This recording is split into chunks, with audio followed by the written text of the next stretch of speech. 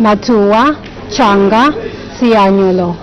In B, if so, when the plans will be implemented. And in C, if there are no such plans, why? So we have question 54. This question is expected to come from Ms. Given Katuta, who is a Chiengi constituency member of Parliament, and she has directed a question to the Minister of Health. She wants to find out in three parts. In A, how many psychiatric hospitals there were countrywide as of April 2024. B, what are the total number of the following medical personnel deployed to the hospitals above was as of the same date? These are psychiatric doctors and psychiatric nurses.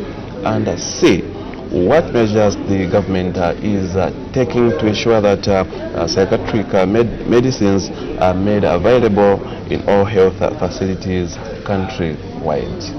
And question 55 is expected to come from Mr. Warren Mwambazi, who is Bwana Mkubwa, Member of Parliament, and his question will be directed to the Minister of Fisheries and Livestock.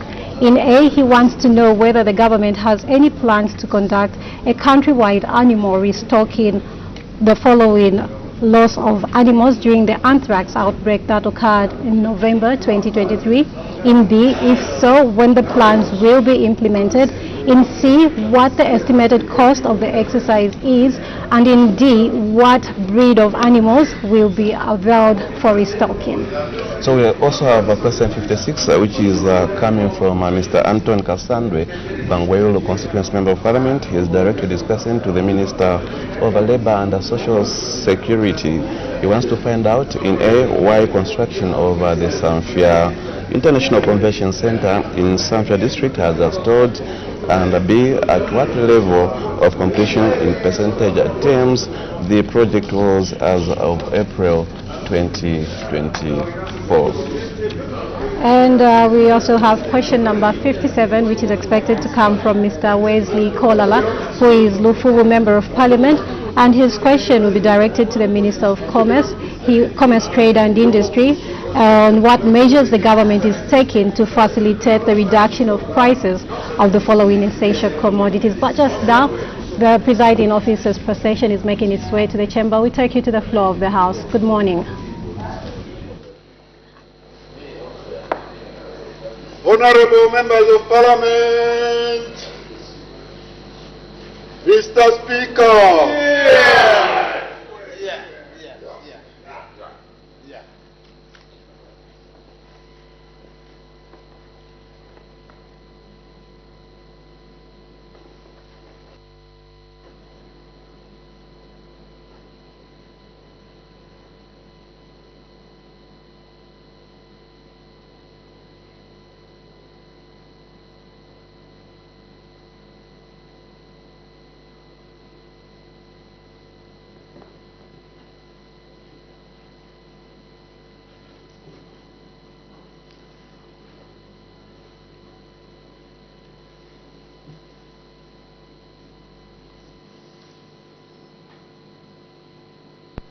Tendency of Zambia, proud and free, land of faith and joy in unity, victors in the struggle for our rights. We want freedom's fight for one, strong and free.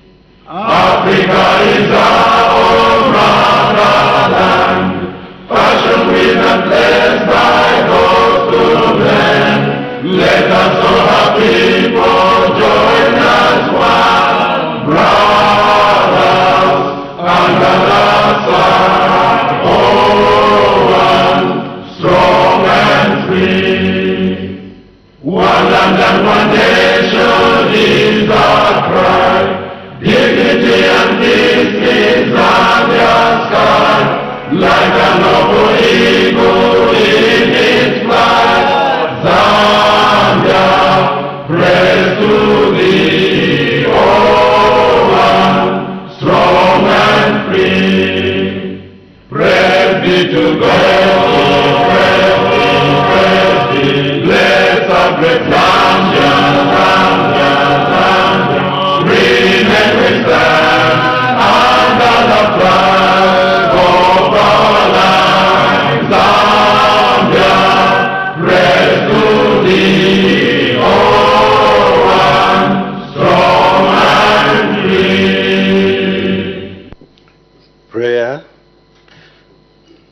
Almighty God, who in your infinite wisdom and providential goodness has appointed the offices of leaders and parliaments for the welfare of society and the just government of the people, we beseech you to consider with your abundant favor us, your servants, whom you've been pleased to call to the performance of such important responsibilities in this land. Let your blessings descend upon us here in Parliament assembled, and grant that we may, as in your presence, treat and consider all matters that shall come under our deliberation in so just and faithful as a manner to promote your honor and glory, and to advance the peace, prosperity, and welfare of our country and those whose interest you've committed to our charge. Amen.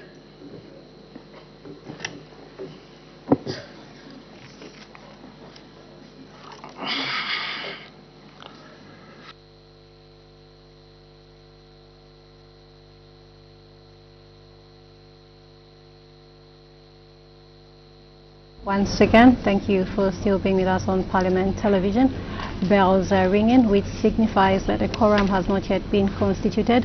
It is a requirement that 1/3 of members of Parliament need to be present for business to be transacted on the floor of the House. And so once a quorum is constituted, we do expect business of the House to resume. Yes, indeed. So just to remind our viewers that on the order paper we have 5 questions which fall under Standing Order 80. Questions are of ordinary nature, and we also expect one ministerial statement on the 2024 to 2025 farming season. Yes, Joe, we take a look at some of the questions. We do have question number 57, which is expected to come from Mr. Wesley Kolala, who is the full Member of Parliament, and he will ask the Minister of Commerce, Trade and Industry what measures the government is taking to facilitate the reduction of prices of the following essential commodities: milling meal, cooking oil, sugar and fuel. We also have question 56 from Mr. Anton Cassandre Bangwelu, Member of Parliament, to ask the Minister of Labour and Social Security, in A, why the construction of the Zambia International Convention Center in Zambia district has stalled, in B, at what level of completion in percentage terms the project was as of April 2024, C, what are the construction works, when rather the construction works will resume, D, what the cost of the project is, and who the contractor for the project is, and in F, how many jobs will be created once the center is operationalized. And we must make mention that today the House is sitting in the morning. This follows the suspension of standing orders 24 and 27. Yesterday we did see the acting leader of government business move a motion, suspend standing orders, that standing orders 24 and 27 of the National Assembly of Zambia standing orders 2024 be suspended to enable the House to sit from 09 hours to 13 hours on Wednesday, 23rd October 2024. We continue looking at some of the questions that we expect the House to consider today. We also have question number 53, which is expected to be asked by Mr. Darius Mulunda, who is Siavonga Member of Parliament, and his question will be directed to the Minister of Education. He wants to know, in A, whether the government has any plans to upgrade the following day secondary schools in Siavonga district to boarding secondary school: Matua, Changa, Sianyolo. In B, if so, when the plans will be implemented, and in C, if there are no such plans, why? So we also expect Ms. Given Katuta Chienga, Member of Parliament, to ask the Minister of Health in 3 parts. A, how many psychiatric hospitals there were countrywide as of April 2024? What are the total number of the following medical personnel deployed to the hospitals above was as of the same date: psychiatric doctors and psychiatric nurses. And C, what measures the government is taking to ensure that psychiatric medicines are made available in all health facilities countrywide. And so bells are still ringing. which still signifies that a quorum has not yet been constituted. It is a requirement under the National Assembly of Zambia Standing Orders 2024 that 1/3 of members of parliament need to be present for any business to be transacted on the floor of the House. And so once a quorum is constituted, we do expect business of the House to resume. And we continue looking at the questions that the House will consider this morning. We do have question 55, which is expected to be asked by Mr. Warren Mwambazi, who is Bwana Mkubwa Member of Parliament. And this question will be directed to the Minister of Fisheries and Livestock.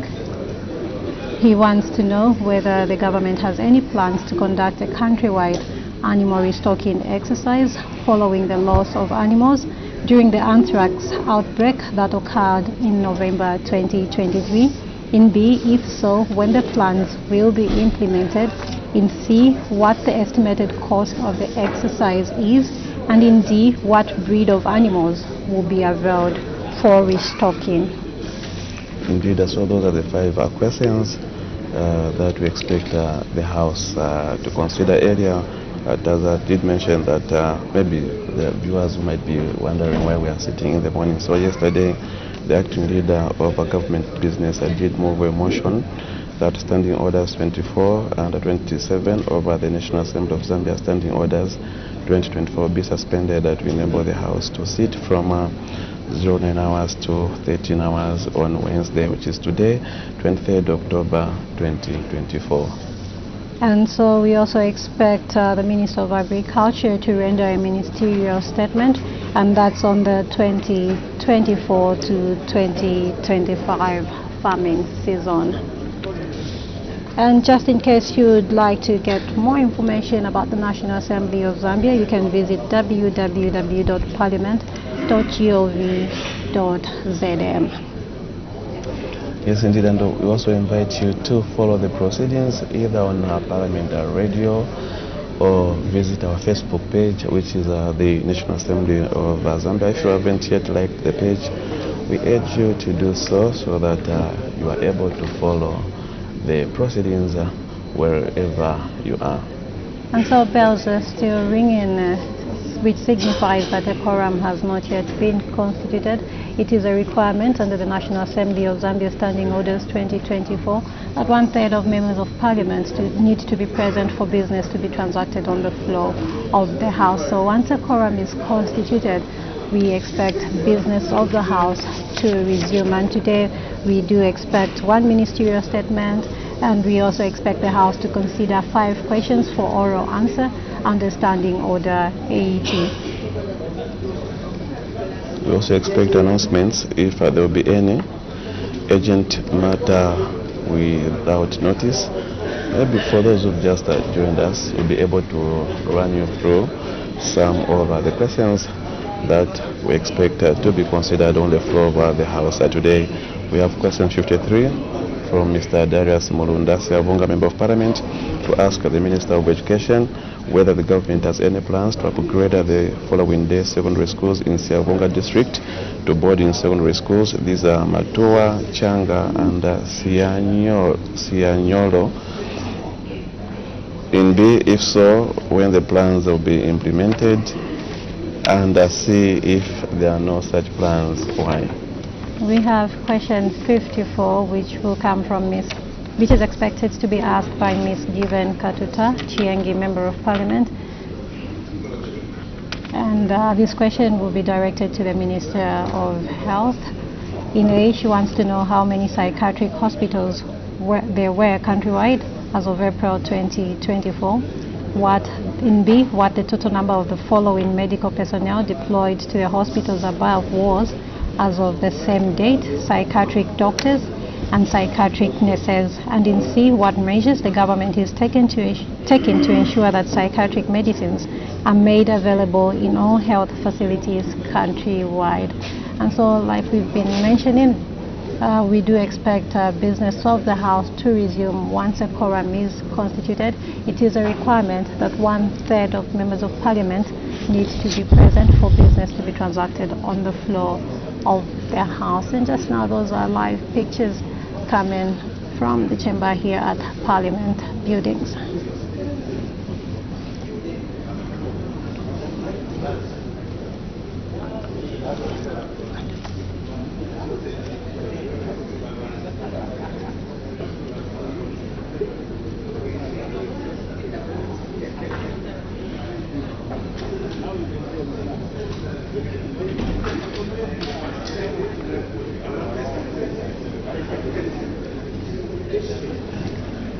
So we continue giving you updates on what is expected to be considered on the floor of the House today, 23rd October 2024. And we have question 55, which is expected to come from Mr. Warren Mwambazi, Bwana Mkubwa, Member of Parliament. He has directed this question to the Minister of Fisheries and Livestock. He wants to find out in A, whether the government has any plans to conduct a countrywide animal restocking exercise following the loss of animals during the anthrax outbreak that occurred in November 2023. In B, if so, when the plans will be implemented. C, what the estimated cost of the exercise is, and what breed of animals will be available for restocking. Question 56 is expected to be asked by Mr. Anthony Kasandwe, who is Bangweulu Member of Parliament, and his question will be directed to the Minister of Labour and Social Security. He wants to know in A, why construction of the Zambia International Convention Center in Zambia District has stalled. In B, at what level of completion in percentage terms the project was as of April 2024. In C, when the construction works will resume. In D, what the cost of the project is. And in E, who the contractor of the project is. And F, how many jobs will be created once the center is operationalized.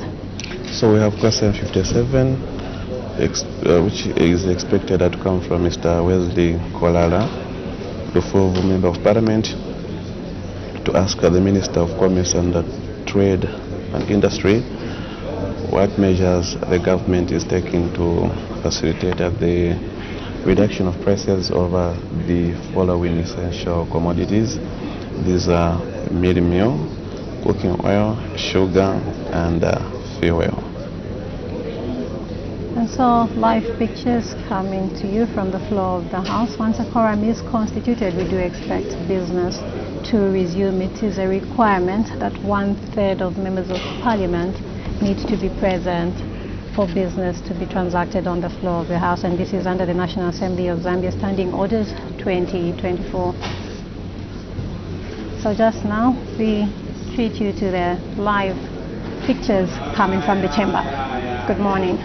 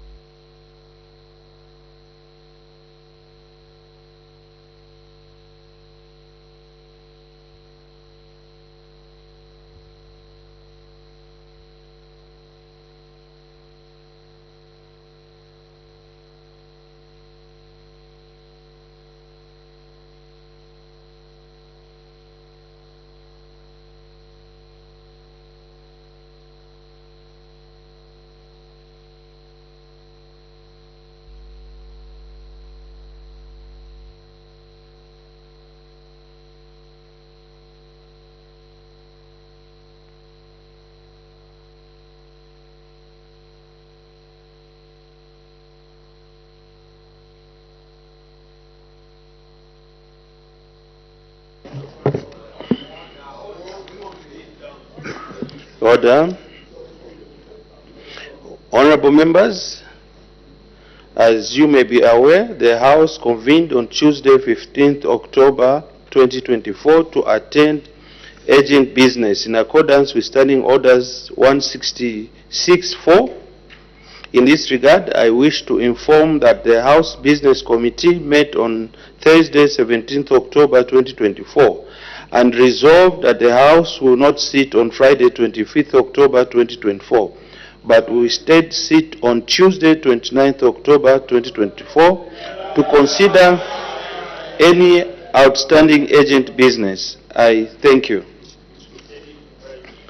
Another announcement. Honorable members, I wish to inform the House that the Zambian Parliamentary Caucus on Tuberculosis will be relaunching the tuberculosis on Tuesday, 29th October 2024 at 18 hours at Grand Palace Hotel.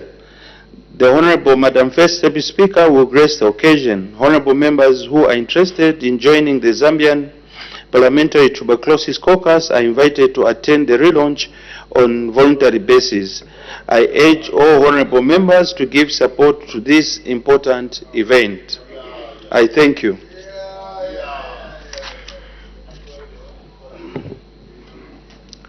Urgent matters without notice.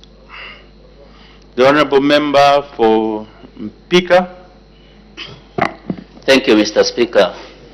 Mr. Speaker, the life assurance policy are very important in as far as covering the lives of our people is concerned.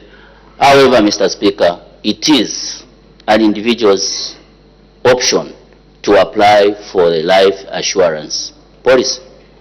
Mr. Speaker, civil servants across the country are complaining that they are finding various life assurance policy providers appearing on their payslips.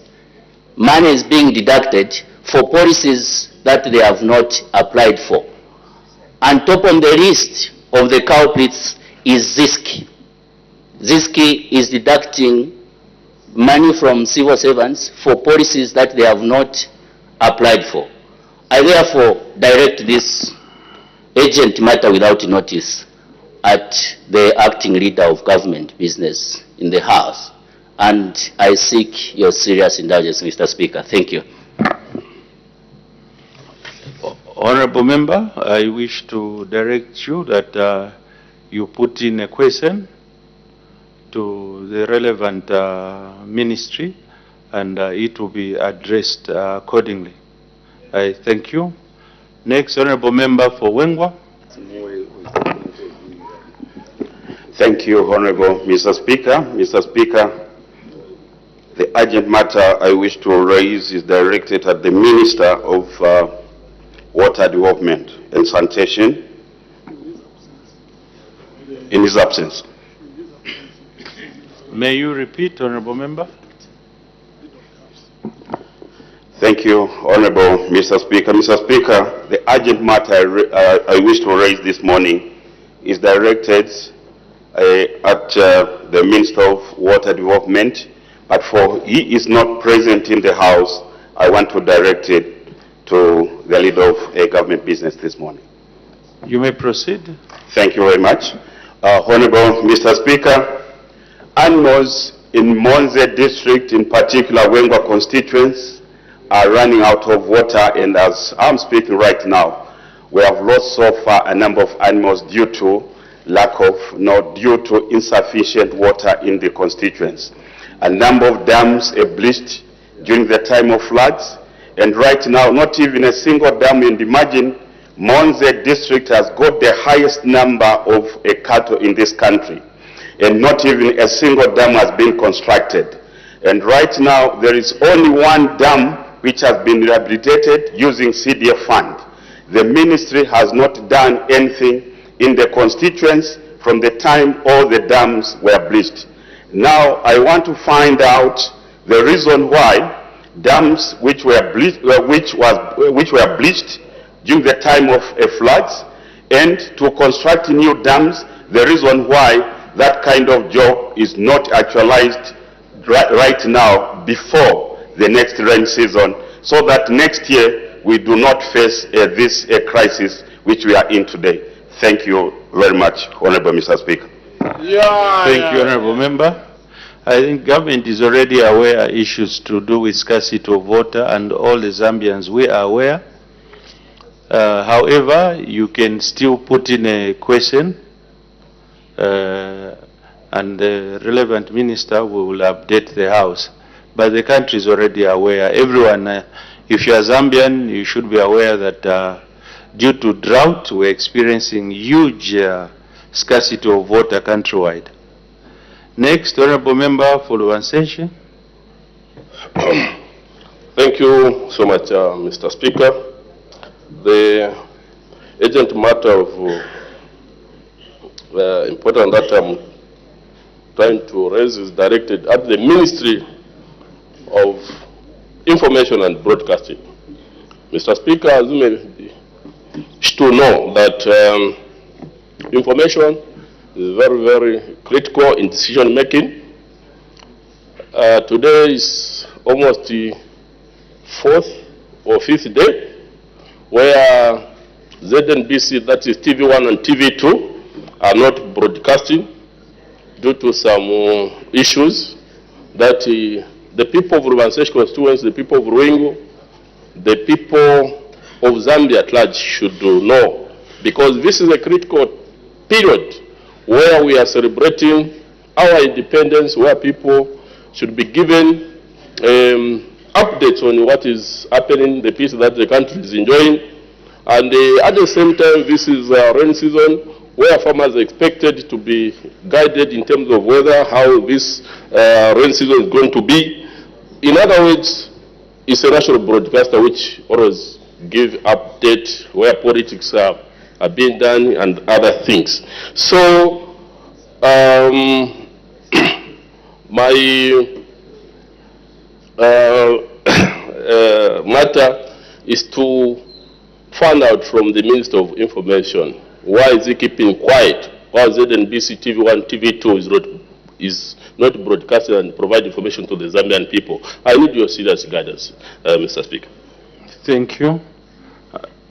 I urge you, Honorable Member, to put in an urgent question, and the Honorable Minister will be able to make clarity on issues that you've raised. Let's proceed. I've permitted the Honorable Minister of Agriculture to present a ministerial statement.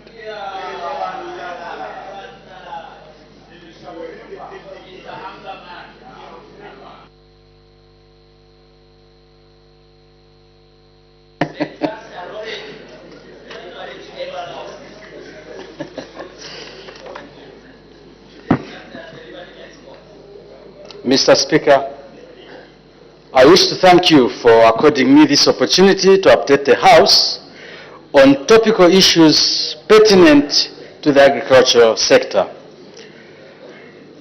I will therefore, Mr. Speaker, give the House an update on the Farmer Input Support Program, FISIP, for the 2024-25 farming season, as well as the practicability of the weather advisory note on the 2024-2025 season.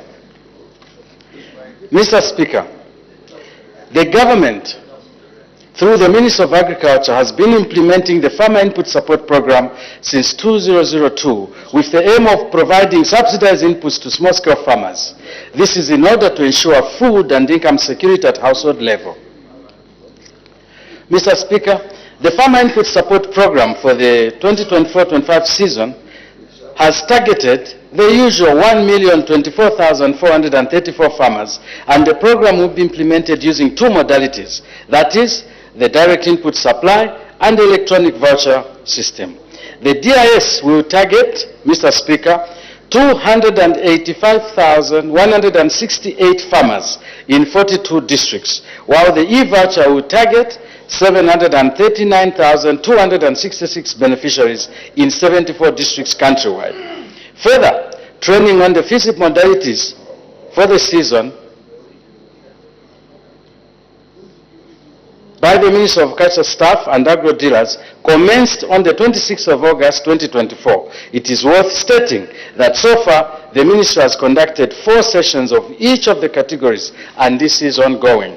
Mr. Speaker, I wish to inform the House that a total of 779 input suppliers applied online as agro-dealers. These have since been screened and verified. Mr. Speaker, copies of the list of the verified agro-dealers will be availed to all the honorable members of Parliament through the Office of the Clerk of the National Assembly. The Ministry has also put up mechanisms to monitor the performance of agro-dealers to ensure that malpractices are curtailed. Mr. Speaker, in the 2024-25 farming season, under the DIS modality, government has procured 42,775.20 metric tons of compound D and 42,775.20 of urea. The two suppliers were contracted to supply and deliver compound D, while 11 suppliers were contracted to supply and deliver urea fertilizer. The House may wish to note that the contracted suppliers have since commenced with the delivery of the above-stated inputs in their respective districts. As at the 22nd of October 2024, Mr. Speaker, of the 42,775.2 metric tons of D, 41,313 metric tons had been delivered, representing 97%, while out of the procured 42,775 metric tons of urea, 39,981.6 had been delivered, representing 79.44%. Mr. Speaker, allow me to furnish the House of Members of this August House that government has contracted 17 suppliers to supply and deliver various seeds as follows: maize seed, 2,800 metric tons; soybeans, 1,500 metric tons; groundnuts, 2,000 metric tons; rice seed, 135 metric tons; cowpeas, 8 tons; common beans, 1,000 metric tons; sunflower, 278 metric tons; sorghum, 19 metric tons; and millet, 0.4 of a metric ton. These suppliers have also commenced the deliveries of seeds to the various districts across the country.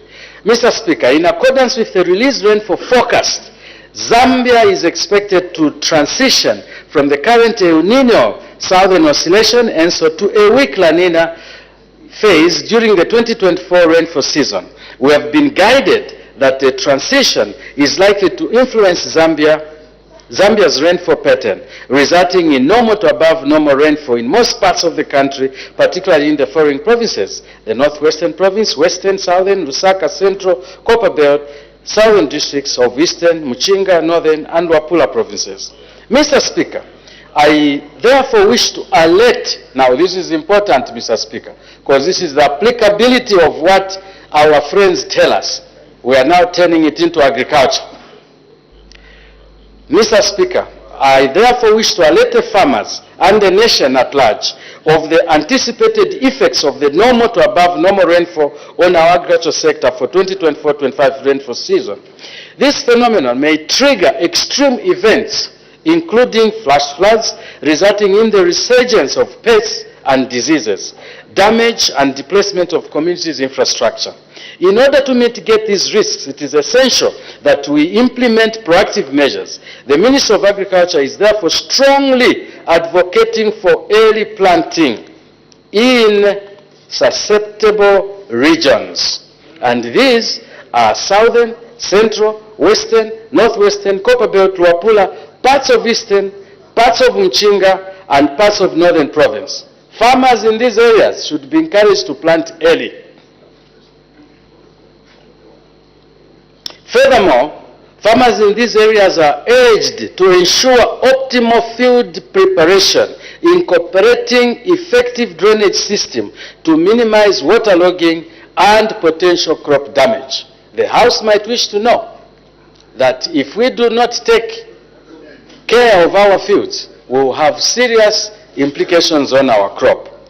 Mr. Speaker, the onset of the growing season is defined with the criteria of an area receiving a total of 25 millimeters of rainfall in the first 10 days, followed by a total of 20 millimeters in the next 20 days.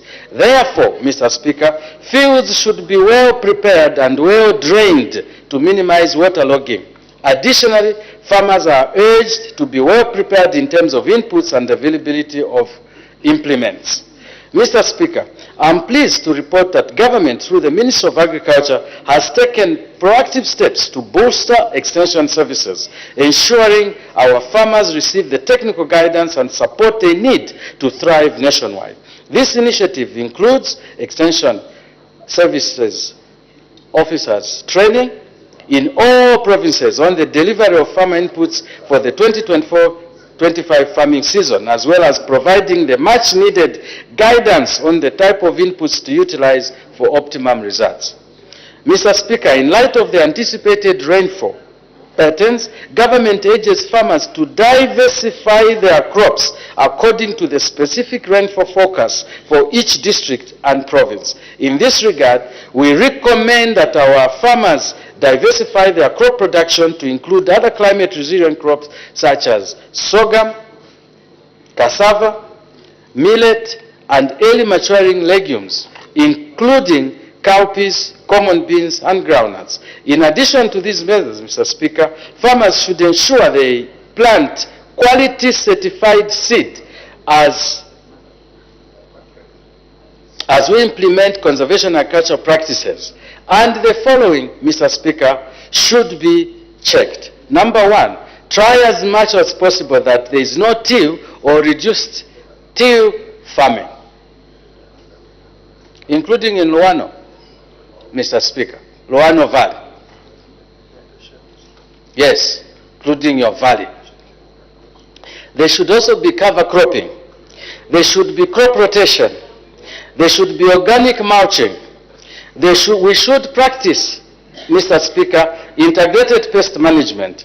We should try as much as possible to have precision irrigation. We should also engage into agroforestry. And we should look at conservation tillage and integrated nutrient management. Mr. Speaker, farmers are also encouraged to consult with local agriculture extension officers for tailored advice on crop selection and planting schedules, pest and disease control, soil conservation techniques. Mr. Speaker, government will continue to take proactive steps to enhance monitoring and surveillance of crop pests and diseases to prevent outbreaks. This is especially crucial in areas prone to flooding, where post-harvest mitigation strategies will be implemented. The ministry, therefore, utilizes data from various modalities to predict crop pests and diseases by applying machine learning methodologies in particular, because growth environment data is relatively easy to obtain. Attempts are made to predict pests and diseases by utilizing deep learning models to predict crop pests and diseases from environmental data such as temperature, humidity, carbon dioxide concentrations, and others. These models, Mr. Speaker, can identify risk scores and enable early diagnosis and prevention of crop pests and diseases. Mr. Speaker, I wish to alert farmers in Chama, Mafinga, Isoka, Nakonde, Chinsali, Mungwi, Mporokoso, Senga, Mbala, Mpulungu. These are areas which have got a potential of experiencing episodes of normal to below normal rainfall as stated by the Meteorological Department. Therefore, the Ministry of Agriculture is encouraging our farmers in these areas to plant drought-tolerant and climate-resilient crop varieties, also to implement conservation agriculture practices and enhance irrigation management to optimize water use considering the current prevailing situation in the country. Farmers are further advised to grow high-producing, medium-maturing varieties in areas with below normal rainfall. Mr. Speaker, government through the Ministry of Agriculture planned to intensify monitoring, early warning and awareness, as well as good information dissemination to farmers. Army worms are expected to increase due to dry conditions. Therefore, farmers are advised to increase pest scouting in order to facilitate the control of the pests. Even in Chadiza, when we wake up in the morning, let's go in the field to see physically if the pests are available. That's what pest scouting is all about. Mr. Speaker, government through the Ministry of Agriculture planned to intensify the monitoring and early warning awareness, as well as good information dissemination to the farmers. Government is working tirelessly to enhance the farmer preparedness for the farming season and also to ensure that our farmers have access to essential inputs. In this regard, the electronic voucher system is being encouraged as it will eventually facilitate efficient input distribution as well as promoting transparency and accountability. I therefore wish to caution our farmers against selling of subsidized inputs. Don't sell your subsidized inputs, as this is a criminal offense, and anyone found abrogating this will face the law. This is a serious warning to farmers. Your bags of fertilizer are clearly indicated not for sale. So if you sell it, you will be arrested. Mr. Speaker, the House may further wish to note that in order to improve targeting of beneficiaries, the Ministry of Agriculture commenced the registration of farmers in March 2024 through the Zambia Integrated Management System, ZIAMIS. The ministry has thus integrated the ZIAMIS with mobile network providers such as Zamtel, MTN, and Airtel, in order to enhance the screening of farmers on FISIP and ensure that the registered farmers' national registration cards match with the phone numbers. One of the requirements for a farmer to qualify as a beneficiary on FISIP in a given season is for the farmer, Mr. Speaker, to have an active phone number which is registered in one's name. This is required for the following reasons, Mr. Speaker: to enhance farmer identification and traceability, to facilitate smooth insurance payouts. Mr. Speaker, we have money now for insurance which we want to give to the farmers because they suffered the drought effects. We are failing to contact them because the numbers are going to wrong people. That's why we want the numbers which are active. Mr. Speaker, to enhance farmer extension services and outreach and targeting, the extension officers need these numbers to facilitate and ease FISIP farmer beneficiary transactions such as payment of farmer contribution and collection of inputs. Then finally, the monitoring and evaluation of the program. Mr. Speaker, the House may wish to note that the affected farmers whose numbers are appearing as invalid or incorrect are requested to verify and update their phone numbers or obtain new phone numbers which are registered in their names and immediately notify the DACOs through the Agricultural Camp Extension Officers. These activities are ongoing, and I therefore wish to urge our farmers through this August House to urgently deposit the farmer contribution of 400 kwacha so that they can collect their inputs on time. Farmers are further urged not to share their inputs. I will repeat this, Mr. Speaker. Farmers are urged not to share their inputs as they are bonded in their individual capacities when they are signing the forms. Therefore, selling of the 10 bags will be to that particular farmer. 10 bags to FRA, it will be to the particular farmer. So do not share your inputs. Once you are given, get them, they are yours. Don't share them with anyone. Mr. Speaker, as I conclude, the Minister of Agriculture is urging our farmers to take necessary precaution and adopt mitigation strategies to minimize the impact for the anticipated rainfall season for the 2024-25 period. I would also like to take one more opportunity to inform the nation that the delivery of farming inputs to various districts is already in progress for this season. We are therefore calling on all potential FISIP beneficiaries to expeditiously redeem their vouchers in order to facilitate their timely planting. Mr. Speaker, I thank you.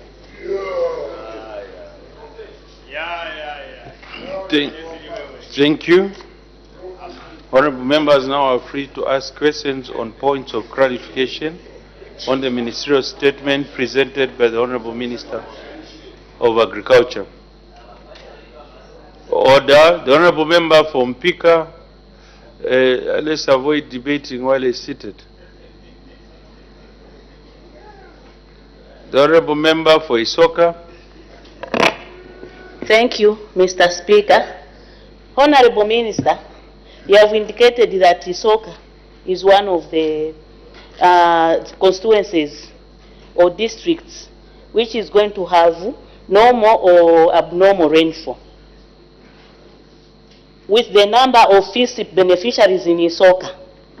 Now my question is, since Isoka is also involved in e-voucher, how many have you supplied to Isoka? I submit, Mr. Speaker. The Honorable Minister of Agriculture.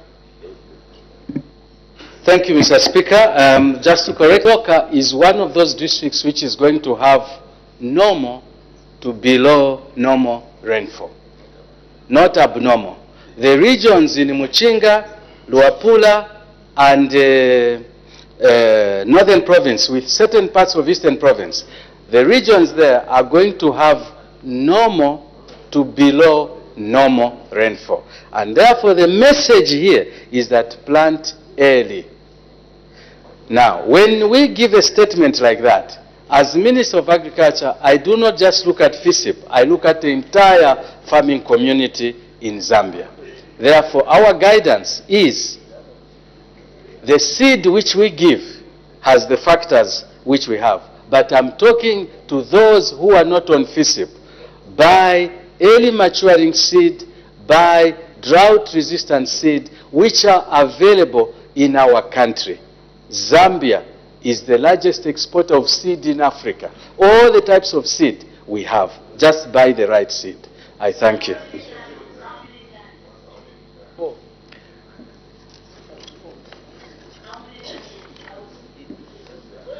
All right, I do not have the exact figure for Isoka, but I do have the tons of seed which we have bought as a country. For Isoka, I can give you at break time. We'll call the office. We have all the information. I thank you. The Honorable Member for Kwacha. Thank you, Mr. Chairman, Mr. Speaker, for the opportunity given. Honorable Minister, you have indicated in your ministerial statement that certain parts of the country will receive normal and above normal rainfall.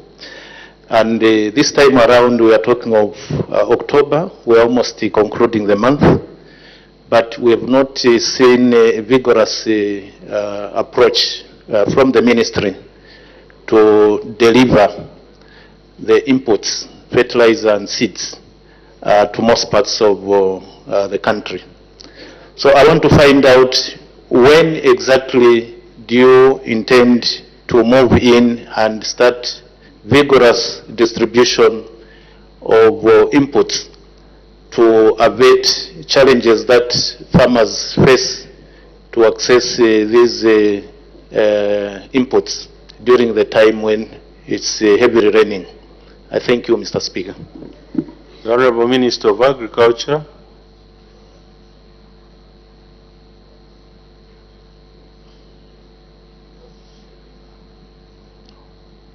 Thank you, Mr. Speaker. Mr. Speaker, I wish to let the country know that we are absolutely, I will borrow the term of the Honorable Member who was speaking, vigorous. And I can give you the figures for seed, D-compound, and urea deliveries for the Copper Belt, where you are from. In as far as the whole country is concerned, first of all, I told you that D-compound, the government is supposed to supply 42,775.2 metric tons, and we have supplied 41,312, which in percentage terms is 97%. If this is not a definition of vigorous, then I need to be calmly educated by you, sir. Urea fertilizer, the government is supposed to deliver 42,775.2. As we are speaking, we have delivered 34,000 metric tons, which is 80%. So in both cases, Mr. Speaker, we have been exceptionally vigorous. And I wish to assure my good honorable Member of Parliament, my very good friend, that we are doing very, very well in this area. If he wants more details, our office is open and we're very happy to discuss with any member in the House who needs this clarification. I thank you, sir. I thank you. Maybe, Honorable Minister, what the member was trying to put across was that maybe these people that have been assigned to distribute fertilizer on behalf of government, agro dealers, should be engaged. Maybe others are not doing enough to ensure that the end user can access the inputs. So I think the onus is on your office to ensure that the agro dealers do the needful. Next, the Honorable Member for Sinazongwe. Thank you so much, Mr. Speaker. Honorable Minister, your ministerial statement is very, very important, extremely important.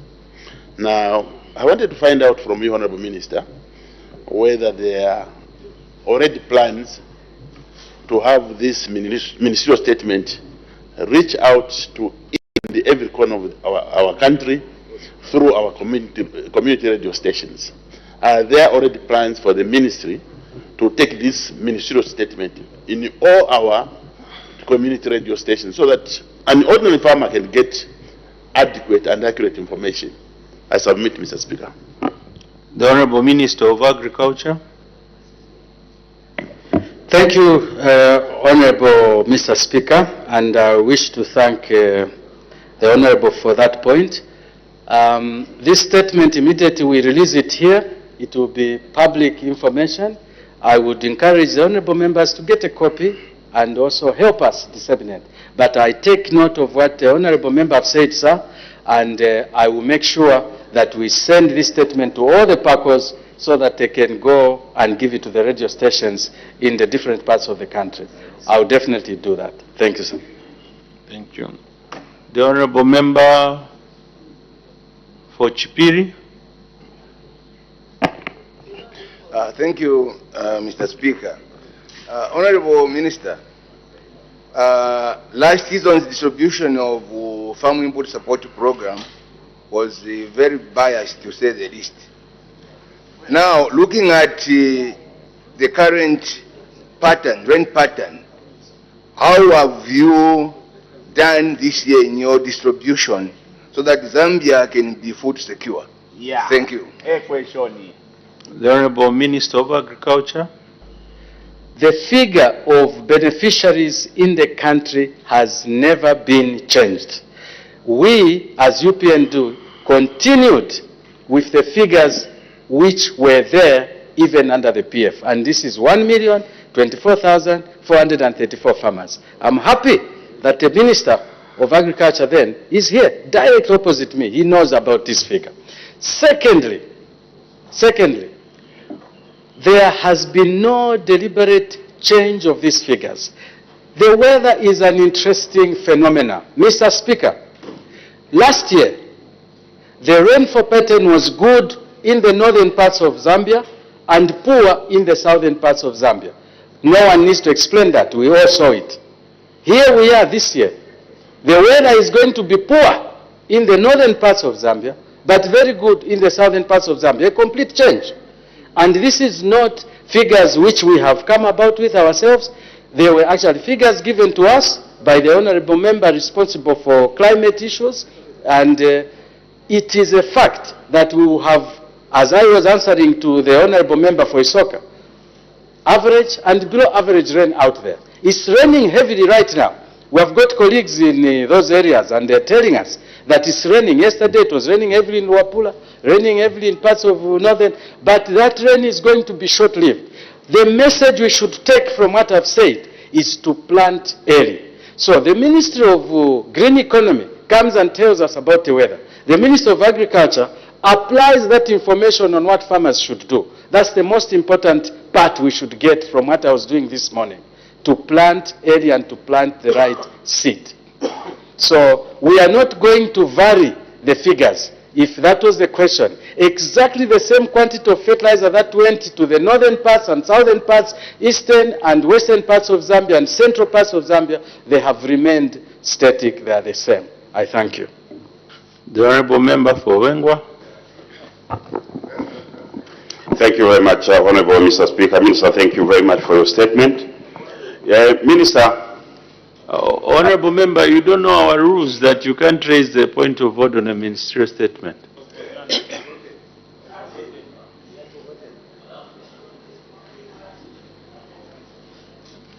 May you proceed, Honorable Member for Wengwa. Thank you very much, Honorable Mr. Speaker, and Minister, thank you for that ministerial statement. Minister, the major culprits, major beneficiaries in e-voucher system are your extension officers, not the farmers.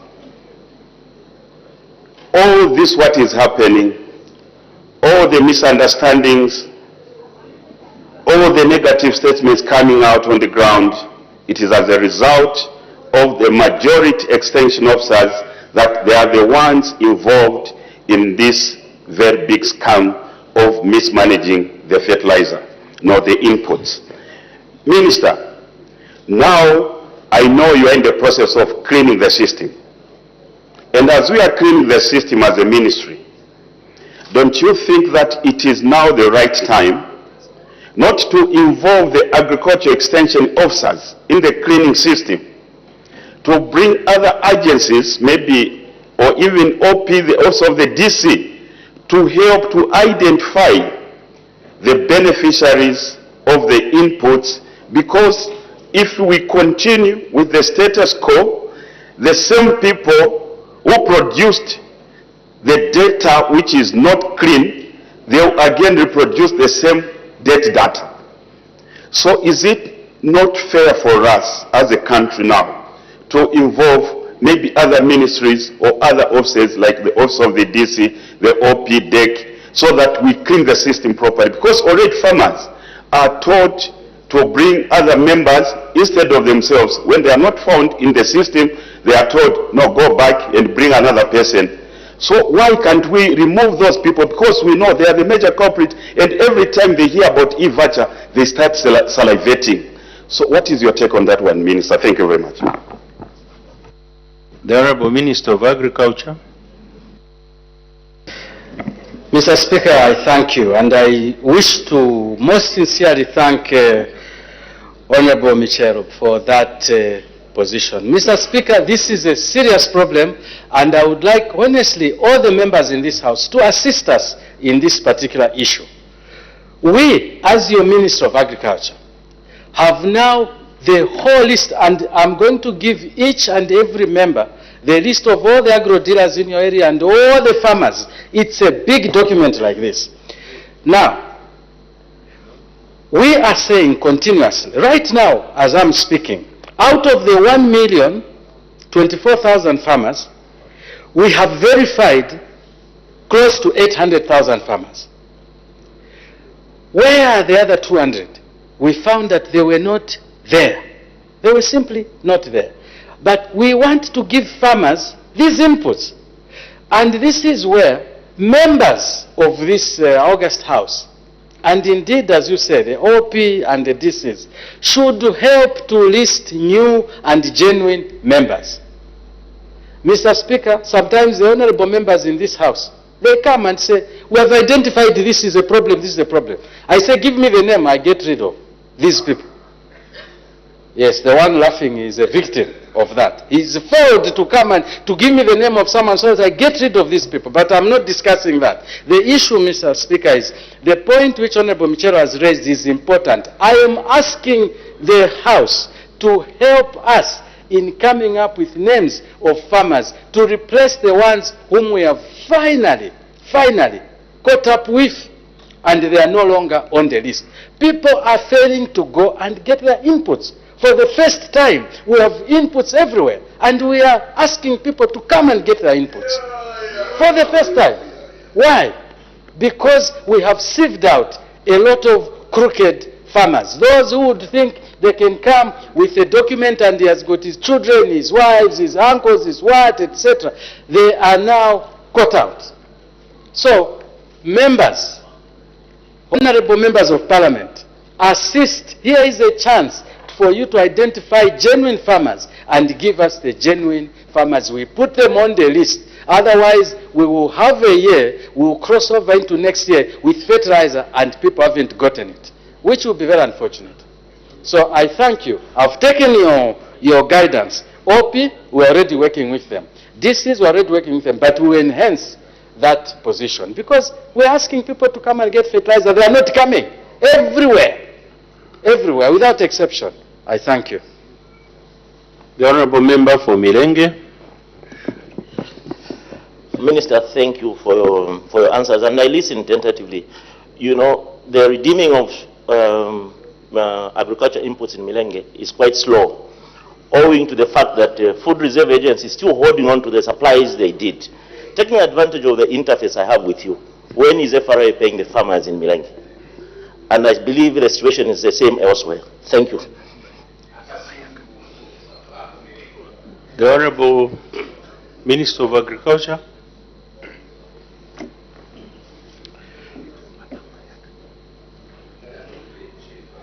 Mr. Speaker, the question which the Honourable Member is asking is, he has linked the two to say people are not giving you your funded kwacha because FRA is delaying the payments.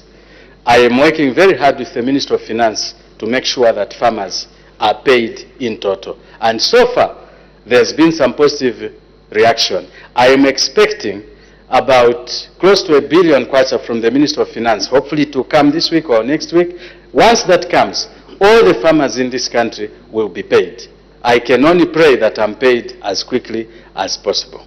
I thank you, sir. The Honorable Member for Mpika. Thank you so much, Mr. Speaker, and thank you, Honorable Minister, for your statement. Honorable Minister, the inputs are accessed through cooperatives, and your camp officers have been going around in Mpika, Katibunga, Mkungule, Chishala, Kasenga, and everywhere, telling the farmers the number of packs that each cooperative will receive. From that information, most farmers who've been on the program for some time now have been told that they are not going to get the inputs this year. In your own statement, you have reiterated that you have maintained the number of 1,224,000.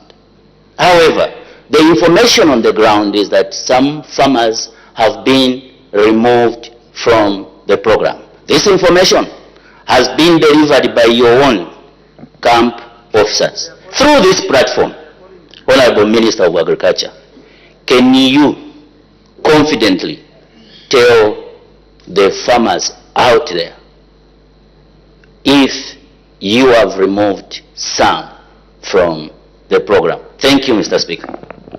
The Honorable Minister of Agriculture.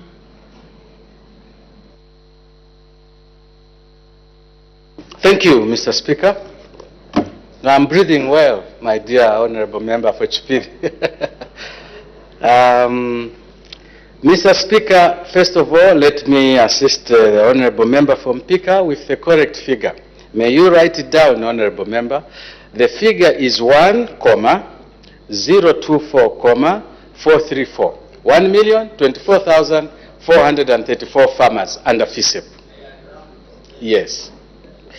That is the first. Now, you are saying that farmers are being told that there is a given list, a given number per each cooperative, and that it is clear that some have been removed. This is how it works. We give fertilizer to a given area. Let's assume this segment here is Mpika. We give this fertilizer to Mpika. How Mpika distributes that fertilizer amongst its farmers is up to the cooperatives themselves. Whom they take out and whom they put is up to the cooperatives themselves. Here, I stood this morning and asked us as members of parliament to be part and parcel of that. I wrote a letter authorizing that you should be part and parcel of that. So the onus of whom to take out and whom to maintain is entirely within the cooperative movement and entirely within the district. The Ministry of Agriculture has nothing to do with that. I can confirm yet again that we have not changed the figure. The figure will remain 1,024,434 beneficiaries on the FISIP. It will not change, it will not drop. That is our position. So if there's anyone removed, these are internal issues at the cooperative. And Mr. Speaker, we do not get involved at cooperative level as to who is removed and who is not. I thank you. The Honourable Member for Nyimba. Thank you, Mr. Speaker. Minister, listening to your answers, you've just told us that you haven't finished paying the few farmers who produced maize last year in Wapla province. Now, looking at the agro dealers who have been giving out farm inputs, fertilizer to our farmers, are you in a position to tell the nation if you'll be able to pay the agro dealers, those who are redeeming the e-vouchers, as soon as the invoices mature? Thank you. The Honourable Minister of Agriculture. Thank you, Mr. Speaker, and thank you, Honourable Member for Nyimba, for that. Yes, we have contracted 799 agro dealers. And I remember coming in this house and asking honourable members to be part and parcel of the agro dealership. Our system is such that once the farmer gets the authority to collect, they can go and redeem at any, and this is important, Mr. Speaker, if you get your voucher as a farmer, even in Isioma, Kalomo, Mr. Speaker, the farmers should be told, you are not compelled to use this voucher in one agro shop. You can get seed in this shop and go and get fertilizer in that shop and go and get lime in that shop. You are not compelled to get... Honourable Member for Mpika and Ankana, please, let's maintain order. Today is it's Wednesday. I don't want to send someone out. May the Honourable Minister continue. Yes, to conclude, Mr. Speaker, for the Honourable Member of Nyimba's interest, yes, we are making every effort. I can assure you that a week or so ago, money was put in so that those agro dealers who had redeemed can have their money. So we will continue. It's our job at the Ministry of Agriculture to make sure that what we tell the nation happens, that if you redeem, you get your money instantly. I have gotten a few feedback from some agro dealers who are saying haven't been paid. We are working on that and we'll make sure. So thank you for the reminder, but it is our responsibility to make sure that that happens. I thank you. The Honourable Member for Solwezi East. Thank you very much, Mr. Speaker. Minister, I'd like you to clarify, because there's been information circulating out there that the farmers who got CDF loans and grants do not qualify to get FISIP. And this has caused a lot of uproar, especially in our rural constituencies. And different information is being disseminated by the DACOs and camp officers. We want it to be very, very clear from you as a minister on the floor of this House what the government position is as at now regarding the farmers who got CDF loans and grants. The Honourable Minister of Agriculture. Thank you, Mr. Speaker. Through this question from Honourable Dr. Kateka of Solwezi, Member of Parliament for Solwezi, Katakwe, I'm sorry, Honourable Katakwe, Dr. Katakwe. that issue of the CDF loans has been corrected and it will not apply. I want to repeat, the issue of a member getting a loan from CDF will not affect their getting a loan under SAF or indeed FISIP. So they are eligible. No one should stop them. We discussed it and, thank you, we discussed it and realized that under CDF, they could have gotten a loan as a club, not as an individual. So we cannot start apportioning that to that particular individual and then deny him SAF or deny him FISIP. So the clarity should be as clear as I'm putting it. If you got a loan from CDF, a grant or a loan, you are free to get FISIP and you are free to get the credit window, the Sustainable Agriculture Financing Facility. I thank you, sir. I hope I've made it very clear. I thank you, sir. Thank you, Honorable Minister. The Honorable Member for Bangweulu. Thank you, Mr. Speaker.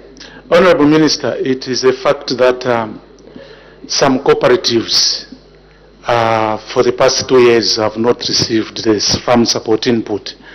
And it's a fact that others have also been removed. Now, what I want to find out from you, Honorable Minister, I followed you when you are saying that you should not share the input. And you've also maintained the number. And you also have no role in removing beneficiaries from the list. Now, what do you expect, or what is your intention? Because when there was change of government, there was an emphasis for registering more cooperatives from the ministry. And the number of cooperatives from between 2021 to date has increased.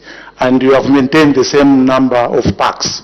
So what do you think is the best way to manage this situation? Because the number of cooperatives have increased since then, but you have maintained the same packs. So how do you need to harmonize? What is your intention in terms of harmonizing the new ones and the old ones? And it's also a fact that the new ones, some of the new ones are receiving while the old ones are not receiving. Thank you, Mr. Speaker. The Honorable Minister of Agriculture. Thank you, Mr. Speaker, and I wish to thank the Honorable Member for Bangweulu for that. Mr. Speaker, I wish to repeat, as government, we are not encouraging sharing of inputs. Do not share these inputs. Once you get them, they are yours. Go and use them on your farm. We will not change that position. Number two, it is the responsibility of the Honorable Member of Bangweulu, Mr. Speaker, and the constituents in Bangweulu to see who is getting fertilizer from 2002 up to 2024. It is not just right for one person to be getting fertilizer all these years. 22, 24 years, they're still getting FISIP. What about the others? Number three, what is the game which will change all this? It is the Sustainable Agriculture Financing Facility. I have continuously said it here, that the program which we want to embrace and grow is this credit window, the cheap or affordable financing facility for our farmers. We will not, Mr. Speaker, get to this issue of new and old. As I said, that is an in-house issue. When we came here and we said we want to isolate the farmers who have gotten loans for 3 years, everyone at first was happy. When we implemented it, the House here told me, change that, you can't do that. We want, these people cannot graduate. How can they graduate when the quantity is very small? So we have brought the Sustainable Agriculture Financing Facility. Honorable Member for Bangweulu, up to 500,000 kwacha is in the offering for each farmer. That's where we should direct to. That's where you should take these farmers who feel that they have been taken out. Mr. Speaker, I thank you. The Honorable Member for Kafinsa. If he's not there, the Honorable Member from Mbabala.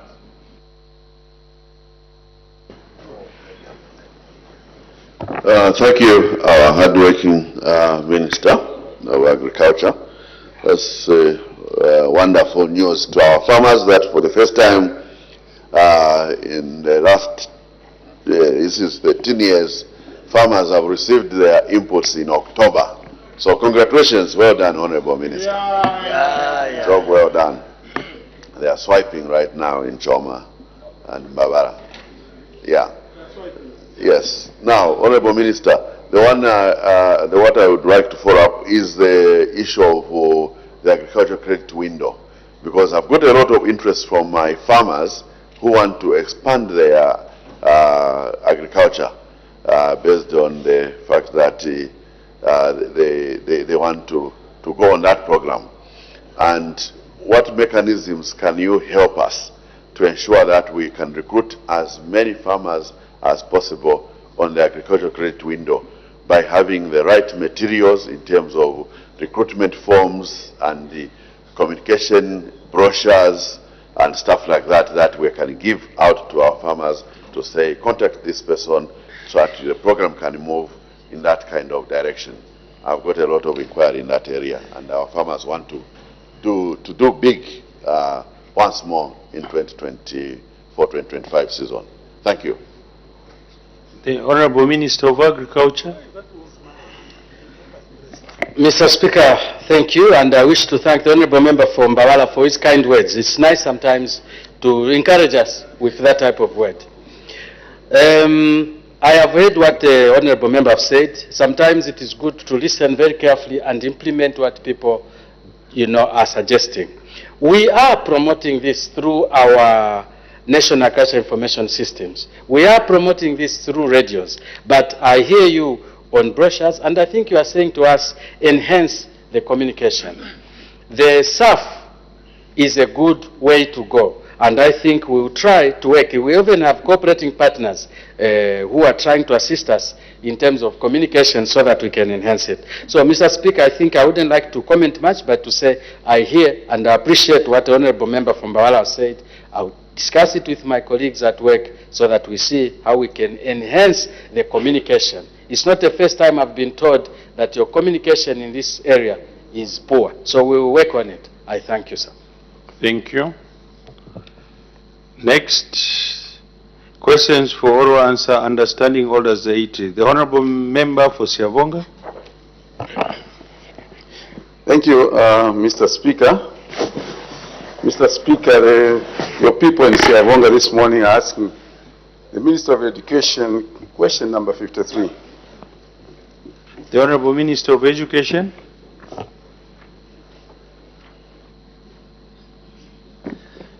Thank you, Mr.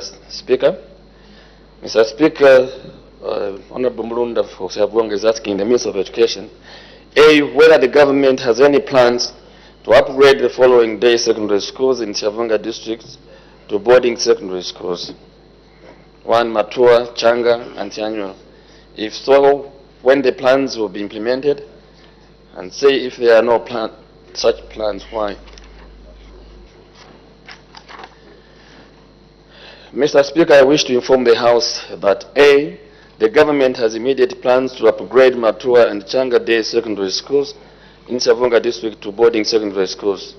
However, Tianyo day secondary school may be considered for upgrading when additional funds are made available. In B, the implementation of these plans has already begun at Matua and Changa secondary schools under the Global Fund and the Keeping Girls in School initiative. The contractor is on site and construction is progressing well, with the dormitories currently at 90% completion. Regarding Tianyo School, the House may wish to note that the government is in the process of completing its construction as a day secondary school as planned. Once construction is finalized, the government may consider upgrading it to a boarding secondary school, subject to the availability of funds. For C, I think we have already answered. Thank you, Speaker. Thank you. Supplementary questions? If none, we make progress. Next, the Honorable Member for Chiengi.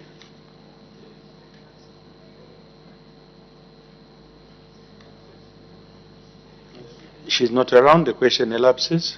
Next question. The Honorable Member for Bwana Mkubwa. By prior arrangement, the Honorable Member for Kasama Central will ask on his behalf. Thank you, Mr. Speaker. On behalf of the people of Bwana Mkubwa, question number 55.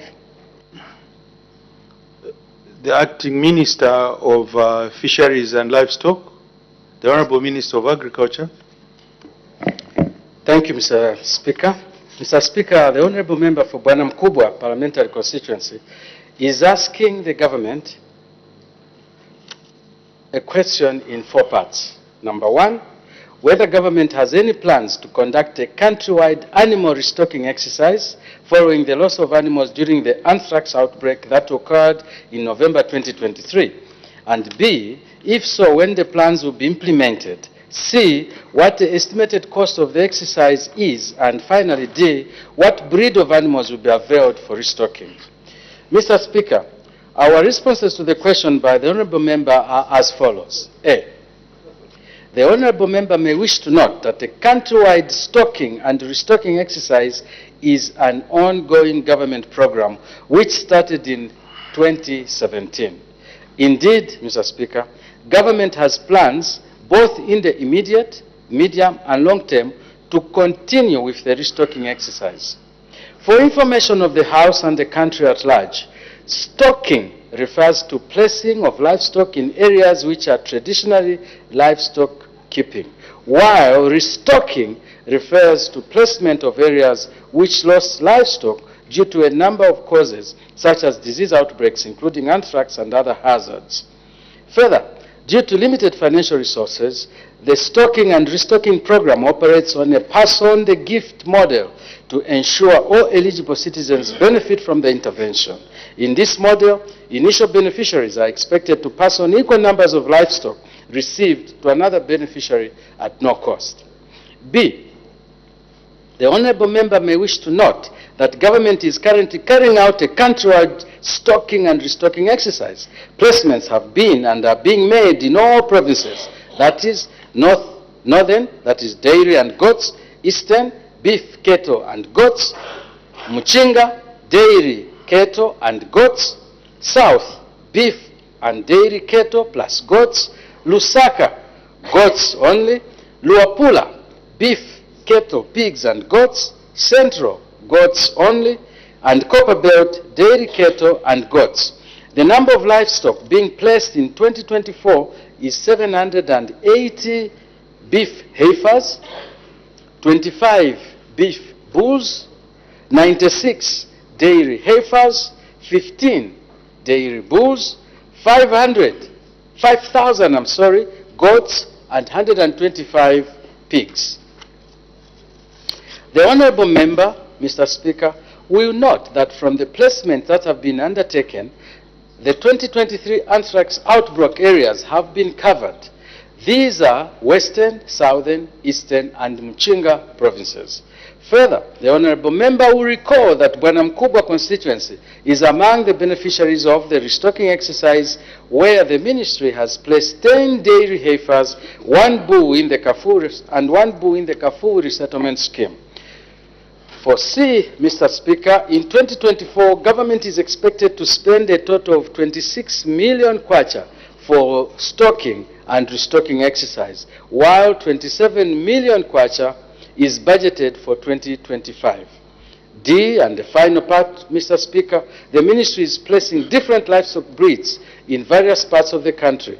For example, beef cattle, Borans, Braham, and other crosses, dairy cattle, Jerseys, Frisians, and other crosses, local goats, pigs and large white, landrace, and their crosses. Mr. Speaker, I thank you. Next, supplementary questions. Honourable Member for Kasama. Thank you very much, Mr. Speaker. Mr. Speaker, I would, on behalf of the people of Bwanamkubwa, I would just like to thank you for your well-explained and elaborate answer. Thank you very much, Mr. Speaker. Thank you. Next, the Honorable Member for Bangweulu. Thank you, Mr. Speaker. The people of Bangweulu would like to ask question 56. The Acting Minister of Labor and Social Security. Thank you, Mr. Speaker. The MP for Bangweulu, Mr. Cassandri, asks the Minister of Labor and Social Security, A, why the construction of the Zambia International Convention Center in Zambia has stalled, B, at what level of completion in the percentage terms the project was as of April 2024, C, when the construction works will resume, D, what the cost of the project is, E, who the contractor for the project is, and F, how many jobs will be created once the center is operationalized. Mr. Speaker, our response to the question is as follows. A, in its quest to grow the fund and ensure sustainability, the Workers' Compensation Fund Control Board, the board, embarked on the development of the following projects in the Northern Circuit. 1, Zambia International Convention Center, 2, Kasama Shopping Mall and Hotel, and 3, the Chinsali Budget Hotel. The combined total projected investment for the board in the Northern Circuit was going to be 1.47 billion kwacha. Executing the projects all at once proved to be onerous and a threat to the fund. The Zambia International Convention Center had the largest share of the investment, amounting to 966.86 million kwacha. This amounted to about 30% of the total investment portfolio of the board, and proceeding with the investment would have resulted into the following. 1, tied up the funds and threatened liquidity or survival, and 2, it could equally have been against prudential principles. Therefore, the board, in exercising its fiduciary duty, decided to put the development of the Zambia International Convention Center on hold to find a suitable partner to execute the project with and share the risk. B, the design works are at 100% complete as of April 2024. However, construction works have not commenced on the International Convention Center. In addition, the Workers' Compensation Fund Control Board constructed a 20-roomed modern lodge for the Zambia Town Council as a resettlement package to pave way for the construction of the International Convention Center. C, the construction works are expected to commence once the negotiations with the new partner are concluded. It is envisaged that by fourth quarter of 2024, the negotiations would have been concluded. And D, the project is estimated to cost $3 million. B, once negotiations are successfully concluded, the joint venture shall appoint and announce the contractor. Now, F, during construction, 1,000 jobs are expected to be created and 500 permanent direct jobs during operation of the investment. I thank you, Mr. Speaker. Supplementary questions, Honorable Member for Mkana. Acting Minister, owing to the drought, you are aware that the southern half of Zambia is facing serious challenges. The Victoria Falls is drying up, and obviously this other side of the country would have been a relief because tourists would have been rerouted to this end.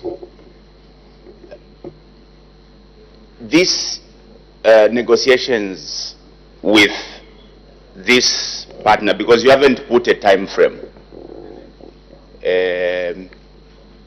wouldn't it be prudent that you open up if there's trouble in agreeing with this particular partner that is on board? Because this project can't go on in perpetuity, Honorable Minister. You are aware that the people of Luapula are yearning to have that convention center that will change the landscape in terms of tourism for that region. Can't you open up so that other prospecting partners can come on board and actualize that dream investment? I thank you. The Acting Minister of Labour and Social Security. Mr. Speaker, I did really put time to this one. I said it is envisaged that by fourth quarter of 2024, meaning that maybe by December, the negotiations would have been concluded. The Honourable Member for Bangweulu. Thank you, Mr. Speaker. Honourable Acting Minister, I've been part of the complete process from the beginning to the time the memorandum of understanding was signed between the board and Zambia Town Council. And the investment is as a result of the 2017 Investment and Tourism Expo, where Workers' Compensation Control Board made commitment that give us 2 years from 2018 to 2022, the board will find the money to come and invest in Zambia. In 2020, at the stakeholders meeting held at the Town Council chamber, the control board informed the stakeholders that they have mobilized the necessary needed funds to start the implementation of the projects. That's why in 2020, groundbreaking ceremony was undertaken. And along the way, we have come to understand that the monies that was mobilized for that project is part of the money that the board has now injected in the Lusaka Ndola Due carriageway. That is what we've been informed.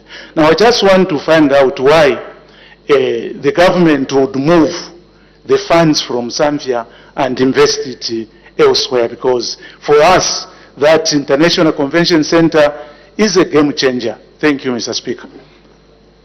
The Honourable Acting Minister of Labour and Social Security. Thank you, Mr. Speaker. I think that I haven't come across anything of that nature, that the money which was gotten from that side went to the Lusaka and Ndola. All I am informed here is that they couldn't go ahead. Obviously, they designed themselves. Even they designed, they cost money. And I said that these designs are complete as at April 2024, according to your question. And I even put a footnote that said, however, construction works have not commenced on the international center due to the things that I said here about tied up the funds and threatened liquidity or survival. And it could equally have been against prudential principles. So I'm not aware of the other monies which were transferred from elsewhere. I thought it was NAPSA myself. So we'll find out. The Honourable Member for Bangweulu. Anyway, Mr. Speaker, I wish the substantive minister was here, because she has been following issues. Because according to what the minister is saying I was told, I was informed, it may not be free view to the complete package of the project. Now, since he's the one who is answering questions, I would like to put this to him again. Honourable Minister, if the Workmen's Compensation Control Board has no immediate funds to invest, and I'm told they are looking for a partner, why don't they just advertise so that those who are ready with available money could quickly come and invest in that project? Thank you. The Acting Minister of Labour and Social Security. Just to correct the impression that he said I was told, because you also told me that you were told. So I'm correcting the impression that you are thinking that because I'm acting. No, I'm in government. So the answer that I'm giving, I was answering, you said that I am told, because you also said you were told. So, You have no answer. but here, there's an answer which I've given. But what we are saying now, I have read here so that by the fourth quarter, and this is October, into November. The first quarter ends in December. You are not patient enough? I'm sure you are. You want me to ask again? Thank you, Honorable Minister. You The are Honorable not Member answering from question, Pika. that's the problem. Thank you so much, Mr. Speaker. Mr. Speaker, when this project was being arranged between the Workers' Compensation and the Zambia Town Council, there was an agreement that for the land that the council would offer to Workers' Compensation, in return Workers' Compensation will construct a lodge for Zambia Town Council, which the minister has even alluded to in his answers. I want to find out if that lodge has been handed over to Zambia Municipal Council. Thank you so much, Mr. Speaker. I don't know whether the minister will be able to answer because the question is completely different. Maybe you can comment, but the question is completely different to what was asked. I will just read what I read in case you didn't get me. In addition, the Workers' Compensation Fund Control Board constructed a 20-roomed modern lodge for the Zambia Town Council as a resettlement package to pave way for the construction of the International Convention Center. Okay. Thank you, Honorable Minister. The Honorable Member for Mirenge. Listening to the part of your answer, Minister, the question is, why are they, would you be in a position to give the reason why Workers' Compensation has not given back the lodge to the council? Because the council fulfilled its obligation. What could be the reason? That is what we are interested in. I submit, Mr. Speaker. The Acting Minister of Labour and Social Security. Mr. Speaker, I do not want to say something that may not please you. Because I openly read what the answer is here. So whether we are talking about commissioning or handing over, it's a different issue altogether. This question was very specific in what it said. And I answered it. So don't bring other questions which are not on the question. Let's make progress. Next question, the Honorable Member. Order. The Honorable Member for Lufuvu. Thank you very much, Mr. Speaker. Question 557. The Honorable Minister of Commerce, Trade and Industry.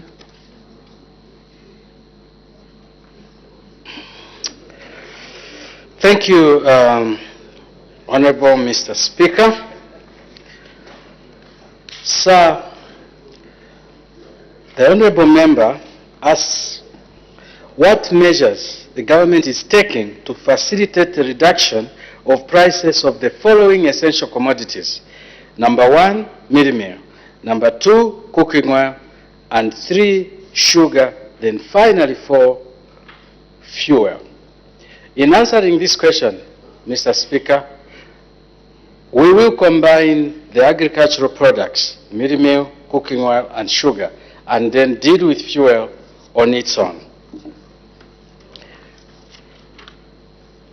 In an effort, Mr. Speaker, to facilitate the stabilization and reduction of prices of these essential commodities, the Minister has been working closely with the public and private sector stakeholders in the value chains, and some of the measures include: 1, engagement with manufacturers, suppliers, retailers, and distributors of, say, sugar to discuss and resolve the looming shortage of sugar and other foodstuffs in the regional market.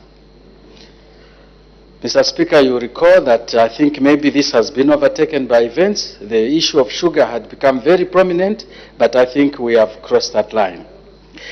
2, Mr. Speaker, attracting investments in the production of fertilizers in our country with an aim that the overall production costs will reduce for the elements in agriculture. Number 3, in case of mealie meal, the government through the Zambia National Service is producing mealie meal to give consumers an opportunity to acquire the commodity at a cheaper price. The government is working with the private sector milling companies to produce mealie meal at low cost. And that is why, Mr. Speaker, you would have noticed that the issue which had become very, very hot in the country has kind of stabilized because of this engagement of the private sector. Number 4, increasing the production of the essential commodities through different avenues, such as the cultivation and delivery of winter or early maize. Number 5, construction, rehabilitation of water dams, drilling boreholes and equipping them with solar-powered systems, rehabilitation of non-functional boreholes as a way of enhancing production of these agricultural products. And also, number 6, Mr. Speaker, the introduction of statutory instrument SI 110 for importation of equipment of inputs used in production of essential commodities, which companies can use to apply for exemption of duty when importing inputs intended to be used in the manufacturing of goods in the Republic. Mr. Speaker, these honorable members should know that you can import any agricultural piece of equipment at no duty at all. Your tractor will come in free, your plow will come in free, your irrigation system will come in free. All this is meant to make production cheaper. And also, government is currently reviewing the legal regulatory framework on the fees, licenses, and processes and procedures affecting the cost and ease of doing business in key strategic sectors such as agriculture, manufacturing, and this includes edible oils and dairy subsector, and finally energy. I now move on to the second part of the question, fuel. Mr. Speaker, as at the 30th of September 2022, the government of Zambia implemented the policy decision to disengage from procurement of petroleum products. Since then, all petroleum products consumed in the country are imported by oil marketing companies. On the international market, the products trades in foreign currency, such as the United States dollar. Now, what are we doing to reduce the cost of this fuel? Number 1, conversion of the Tazama pipeline. Mr. Speaker, government recently converted the Tazama pipeline from transporting crude oil to transporting finished low sulfur gas oil, LSG. 2, the government is also working with private sector players to expand the storage capacity for fuel to 400,000 cubic liters. Number 3, introduction of a pilot biofuel blending with ethanol programs. And finally, construction of multi-product pipelines. Government is already in discussions to construct at least 2 multi-purpose pipelines in an effort to increase fuel supply, reduce transportation in the long term, which can help reduce the cost of fuel. In conclusion, Mr. Speaker, government remains committed to ensuring security of fuel supply and reduced costs of pump price and prices of all essential commodities. Further, government will continue to monitor the prices of all essential commodities and the public sector-led fuel supply mechanisms for any further available opportunities. I thank you, sir. Thank you. As the time is 10:40 hours, I suspend business for 20 minutes for a health break. Business has been suspended for 20 minutes health break, and that's what business resumes at 11 hours. At the time business was being suspended, the House was considering question 57, which came from Mr. Wesley Kolala who is the full constituency member of parliament, who did ask the Minister of Commerce, Trade and Industry on what measures government is taken to facilitate the reduction of prices over the following essential commodities: made meal, cooking oil, sugar, and fuel. And the acting Minister of Commerce, Trade and Industry was on the floor reacting to the question. And earlier on, when business resumed, Mr. Second Deputy Speaker did make two announcements. In the first announcement, he informed the House that the House convened on Tuesday, 15th October 2024, to attend to urgent business in accordance with Standing Order 166-4. He further stated that in that regard, he informed the House that the Business Committee met on Thursday, 17th October 2024, and resolved that the House will not sit on Friday, 25th October 2024, but will instead sit on Tuesday, 29th October 2024, to consider any outstanding urgent business. And on the second announcement, Mr. Speaker did inform the House that the Zambian Parliamentary Caucus on tuberculosis will be relaunching the TB Caucus on Tuesday, 29th October 2024 at 18 hours at Grand Palace Hotel. And the Honorable Madam First Deputy Speaker will grace the occasion. Mr. Speaker did add that honorable members who are interested in joining the Zambian Parliamentary Tuberculosis Caucus are invited to attend the relaunch on a voluntary basis. He further urged all honorable members to give support to this very important event. And so we will get back, but just now we take a break.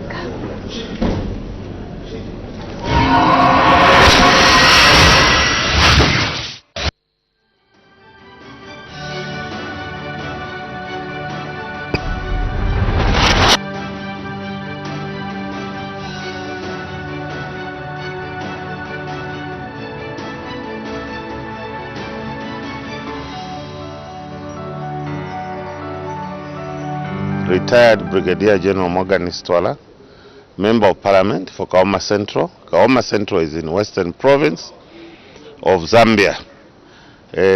Retired because basically I'm from the background of soldiering. Been a full-time Zambia Army officer, not until 2014 when I retired. And 2016, I found myself here at Parliament. But before that, you would like to know briefly my background. I'm born from a village called Mapungu, village in Kalabo district of Western Province. Educated at both Mapungu Primary and Sefula Primary School. Sefula is in Mongo district, just a few kilometers off Mongo as you are going to Senanga. And basically after that, I found myself at Hillcrest those days, Hillcrest Technical Secondary School. That's where I did my secondary education. And due to certain pressures of life, immediately after my secondary education, I had to get into the army. Basically, that's where I started my career. I had some siblings as my parents were getting very old to look after. And since then, everything that I've done is to do with the military. I served in the military for a period of over 33 years, if you like. And basically, if you add the training, maybe you'll be going next to 35 somewhere there. And that is basically about my maybe school background and the military. Military, if I'm to talk about the military, I think it's really quite a lot. It's a mouthful because these so many years that I spent, over 30 years in the army. You understand it has been a lot of activity, a lot of training, a lot of military units that I served under, both here in the country. And I was privileged during the last 5 years of my career to be sent out in the diplomatic service as defense attaché, opening the first over military office in Abuja, Nigeria, where I served slightly over 2 years. And thereafter I went to complete my military career as a defense attaché in Beijing, China. And that's where I retired from in 2014. Yes, I'm married to Sylvia Mbuzi, my wife, who together we have children, 6 children, 2 boys, 4 girls. And that is my family. I'm 63 years of age. And when I left, I retired, I settled in Kaoma. Kaoma is my current home now. I had to settle there basically because, you know, in Western Province, that is about the agricultural land where you can do something in retirement. And before I could even retire, I got myself some land where I'm doing farming, growing maize, tobacco. I keep cattle and basically run a small business which is currently being managed by my wife and daughter. That is in form of a lodge, and basically that's where I'm settled.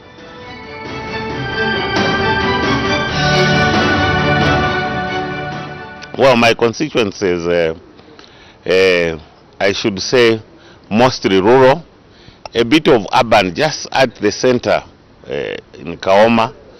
That is where you can talk about a bit of urban, but it's quite a big constituency with 9 wards, and basically it's an agricultural based constituency, growing a lot of maize. If anything, we call it the food basket of Western Province. That is basically my constituency, consisting 9 wards, like I said earlier, and that is Runyati, Kalumwange, Chitwa, Namalova, Chilombo, Kashamu, Naliele, Longe, and Mulamatila itself, which is the center. So basically, that is my constituency. Highly populated. When you talk about districts in Western Province, I think it's about second in terms of population to Mongu, with very, very minor difference. Kaoma is one place where you find it is attracting so many people. Almost all the corners of Western Province are coming into Kaoma, basically for agriculture activities, like I said. And that's what makes it, I think, quite an activity-based constituency.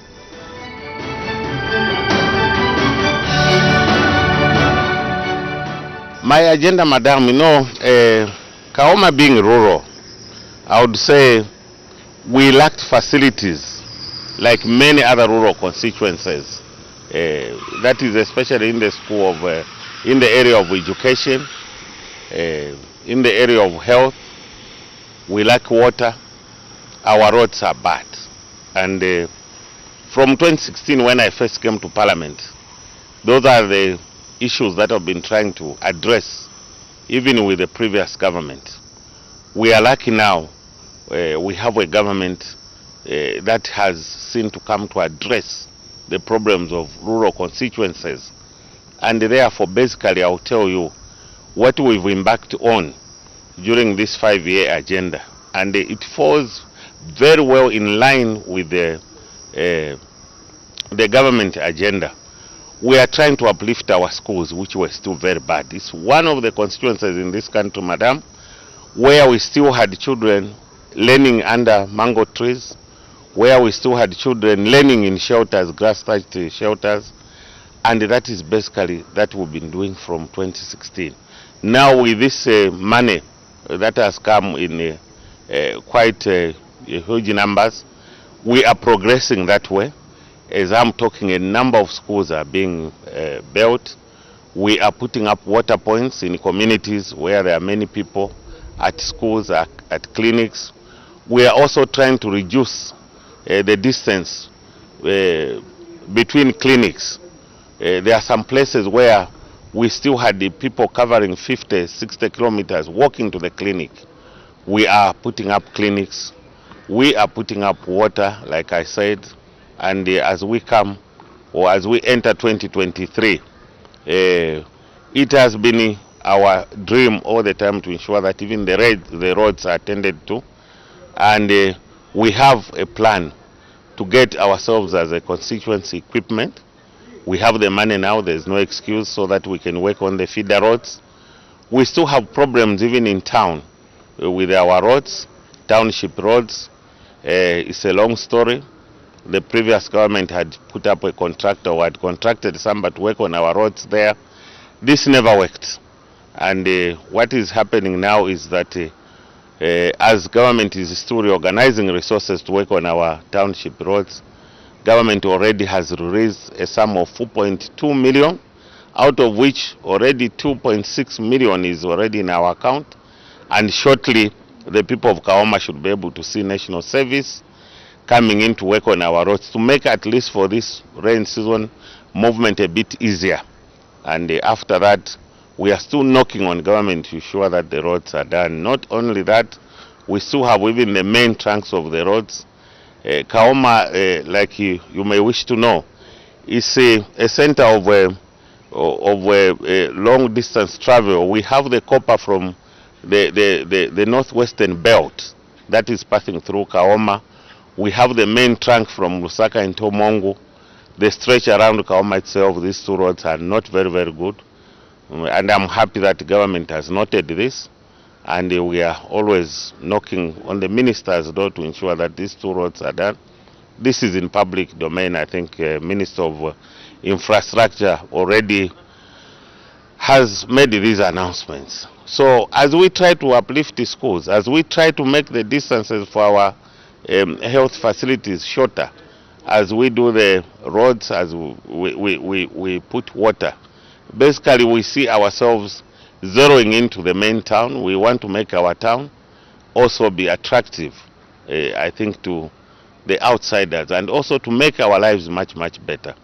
With this money that is coming in and other programs that we've discussed with government, we want to ensure that Kaoma town, it is also uplifted. Basically, that is our agenda going forward. And I'm sure most of these things we should be able to achieve, especially given that the resource base looks very, very promising.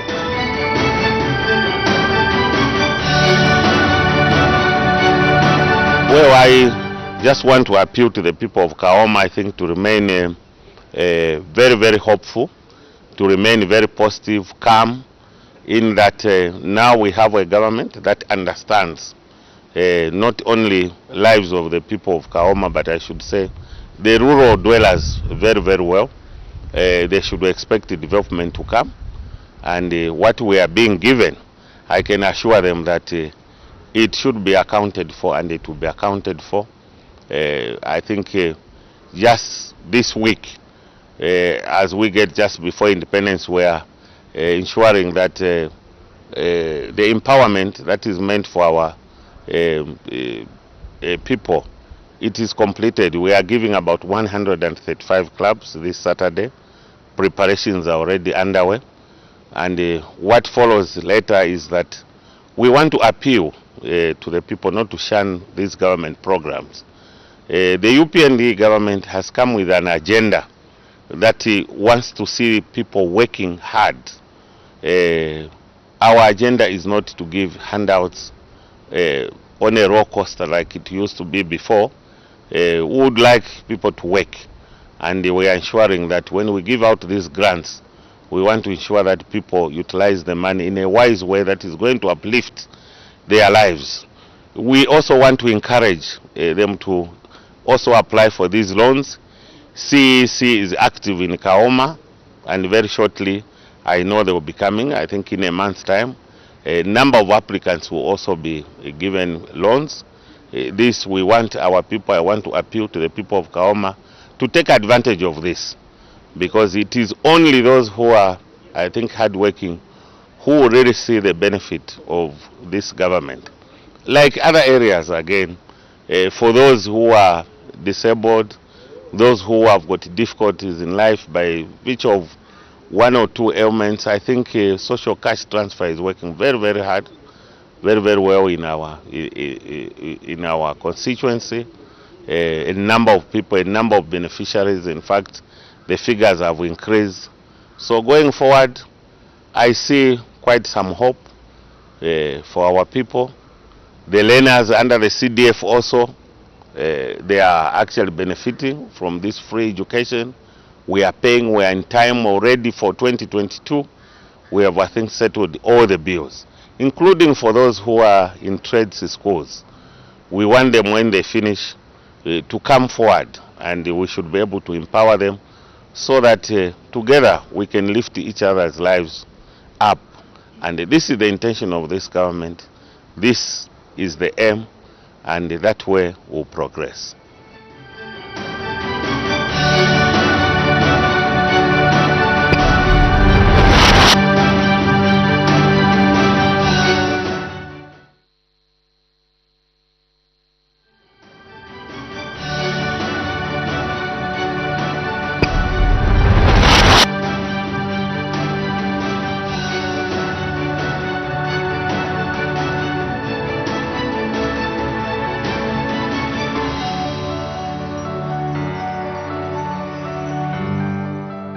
My name's Jinchi Sengangandwe, and I was born in 1989 in Mwese district. I come from a family of 7, and I'm fourth born. I went to school in Mansa for my primary school. I then after went to Ndola for my secondary school. I also later on went to Australian Institute of Business and Technology, where I did my foundations of law, and later on Cavendish University for my bachelor's. I later on found myself on the floor of the House, having contested against 7 men.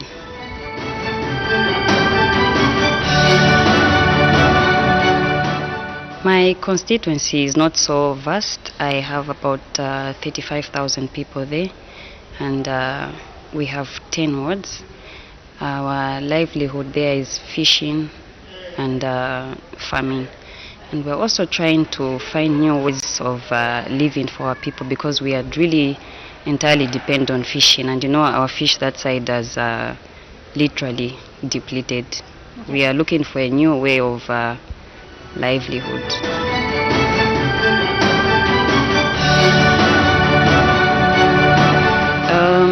I'm looking at education, water sanitation, and then health.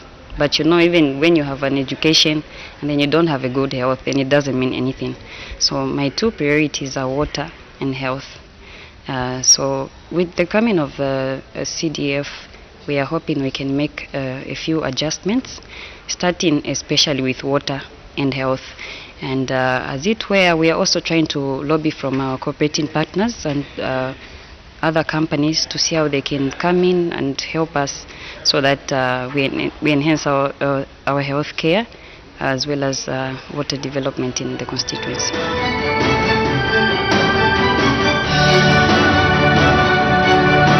I first of all want to thank.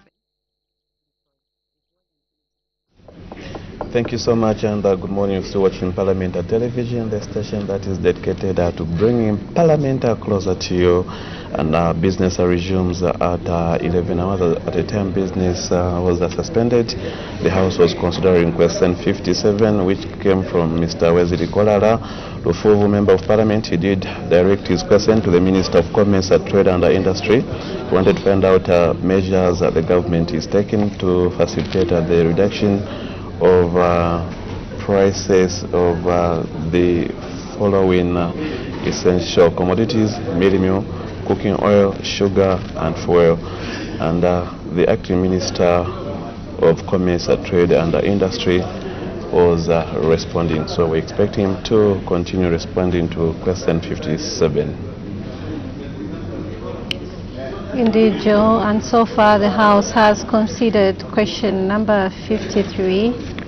Honorable Members of Parliament, Mr. Speaker,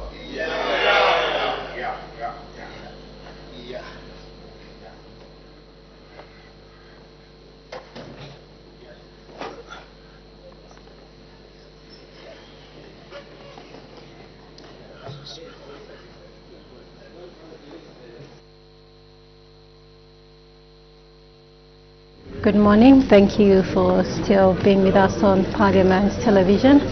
Bells are ringing, which signifies that the quorum has not yet been constituted.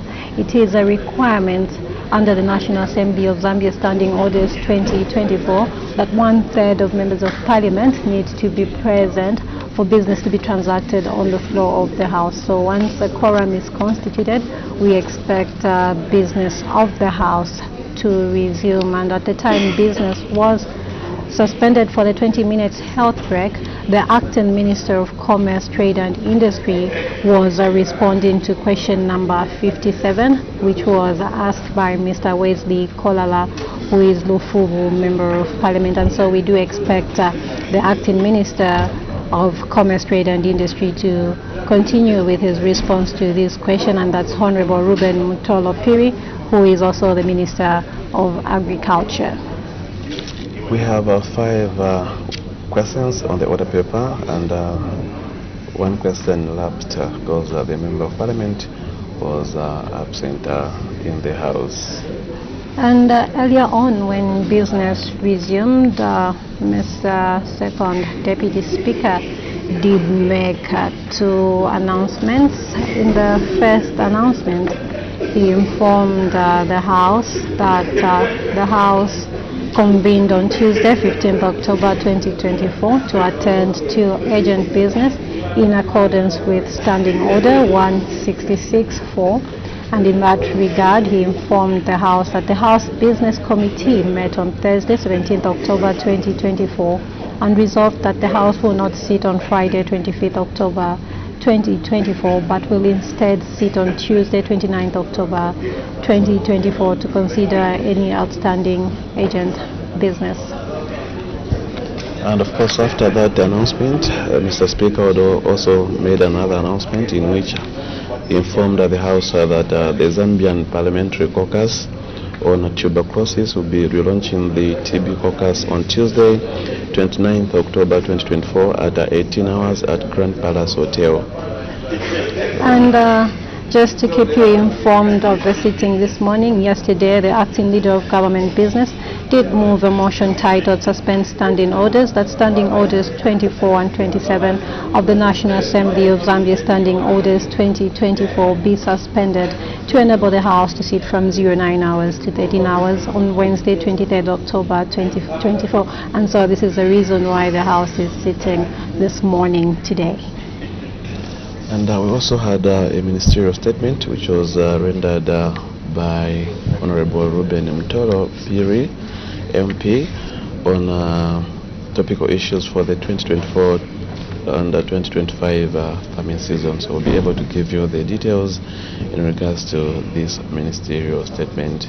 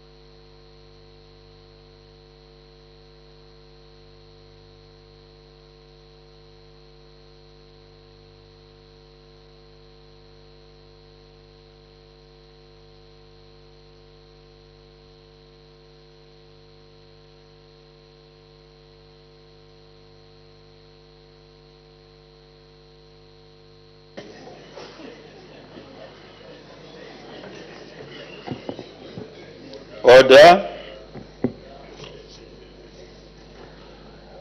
When business was suspended, the House was considering question number 57 on the order paper, asked by the Honorable Member for Rufu, and the Acting Minister of Commerce, Trade and Industry had just finished responding to a question. Any supplementary question? The Honorable Member for Chilubi. Thank you, Mr. Speaker. I wanted the Minister to clarify, since the issues were to do with the price index in all the areas that were put on the question. Last month, 2 weeks ago, to be specific, I was buying feed for fish, and I found it at 735, a 25 kg bag. That entails that in terms of inflation, things have really gone through the roof.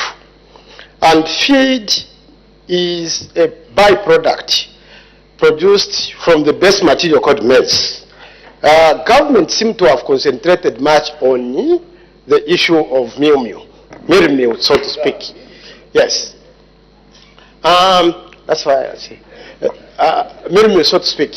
Now they have ignored that feed for livestock is also a serious problem in Zambia, which is also making the byproducts of livestock to be expensive.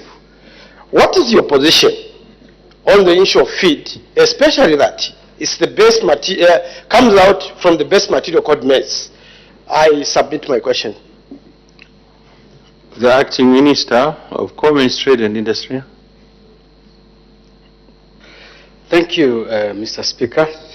Indeed, Mr. Speaker, the Honourable Member for Chiruvi is right that the cost for feed in Zambia has gone up. Mr. Speaker, it is not an isolated case. The major ingredient, as the Honourable Member said, in the feed stock is actually maize. And we all know that because of the drought, the price of maize has gone up to a higher level. And also, the government's intent, Mr. Speaker, to stimulate production of maize, we increase the price over time from 120 to 150, 150 to 180, 180 to 280, now it's 330. Inadvertently, you will expect feed prices to go up. However, we encourage those colleagues who are in the industry which need feed to try and integrate and produce these inputs on their own. It could probably reduce the cost and give you both a competitive and comparative advantage. So we are encouraging, Honorable Mr. Speaker, colleagues who are in poultry business, who are in fish industry, where maize still become a huge input, to try and cultivate their own maize and mix and buy the vitamins and have this feed produced on farm. Otherwise, the prices will continue escalating until we reach an international level, which is way above the Zambian price structure. I thank you, sir. Honourable Member from Nkana. Honourable Speaker, the Acting Minister of Commerce, in his response on interventions government is employing to deal with the escalating prices of commodities, has mentioned that government is working on reducing the price of fuel by, among many other things, number one, converting the pipeline, the Tazama pipeline, from carrying commingled fuel to carrying diesel. And also, it further goes on to say that by the construction of other storage facilities. Mr. Speaker, I want to know from the Minister's perspective, how does converting a pipeline from carrying commingled to a single product reduce the price of fuel, when in fact government, even when you speak about storage facilities, is not even going to be using those facilities? Kindly explain, Honorable Minister, how those interventions are actually going to reduce the price of fuel. I thank you, Mr. Speaker. The Acting Minister of Commerce, Trade and Industry. Thank you, Mr. Speaker. Mr. Speaker, the Honorable Member Fonkana will appreciate that one of the highest costs in fuel, other than the exchange rate fluctuations, is the transportation element of it. Once we reduce how we move our fuel from source to load points here in Zambia, the fuel prices will begin to come down. Right now, a major component, as I said, is the exchange rate issue. And because of that, we are still encouraging much more pipeline installations in this country. We have right now, of course, the Tanzania-Zambia. We have also the Namibia. We are looking at having the Angola-Zambia pipeline.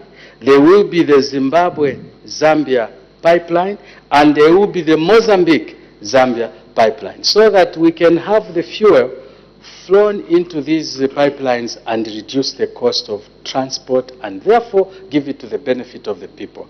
That, Mr. Speaker, I'm sorry, sir, is one way in which we can start harnessing the good prices of fuel which sometimes exist if the dollar is a bit stable. I thank you. Honourable Member from Pika. Thank you so much, Mr. Speaker.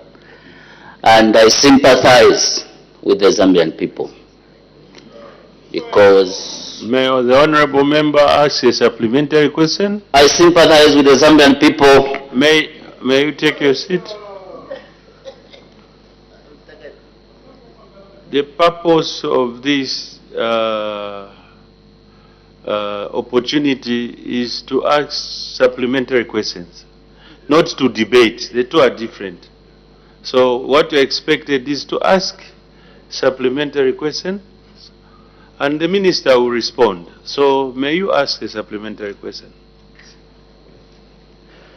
Thank you, Mr. Speaker. Honourable Minister, you have stated the measures that the government has put in place in order to reduce the cost of fuel, particularly the disengagement from the procurement of fuel and the conversion of the Tazama pipeline. This you did in 2023 and in 2022.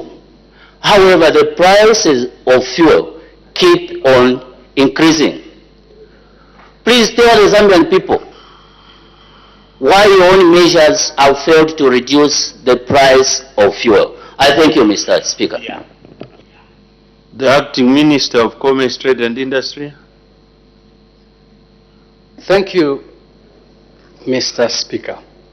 First of all, to correct the impression that the price of fuel in Zambia is excessively high.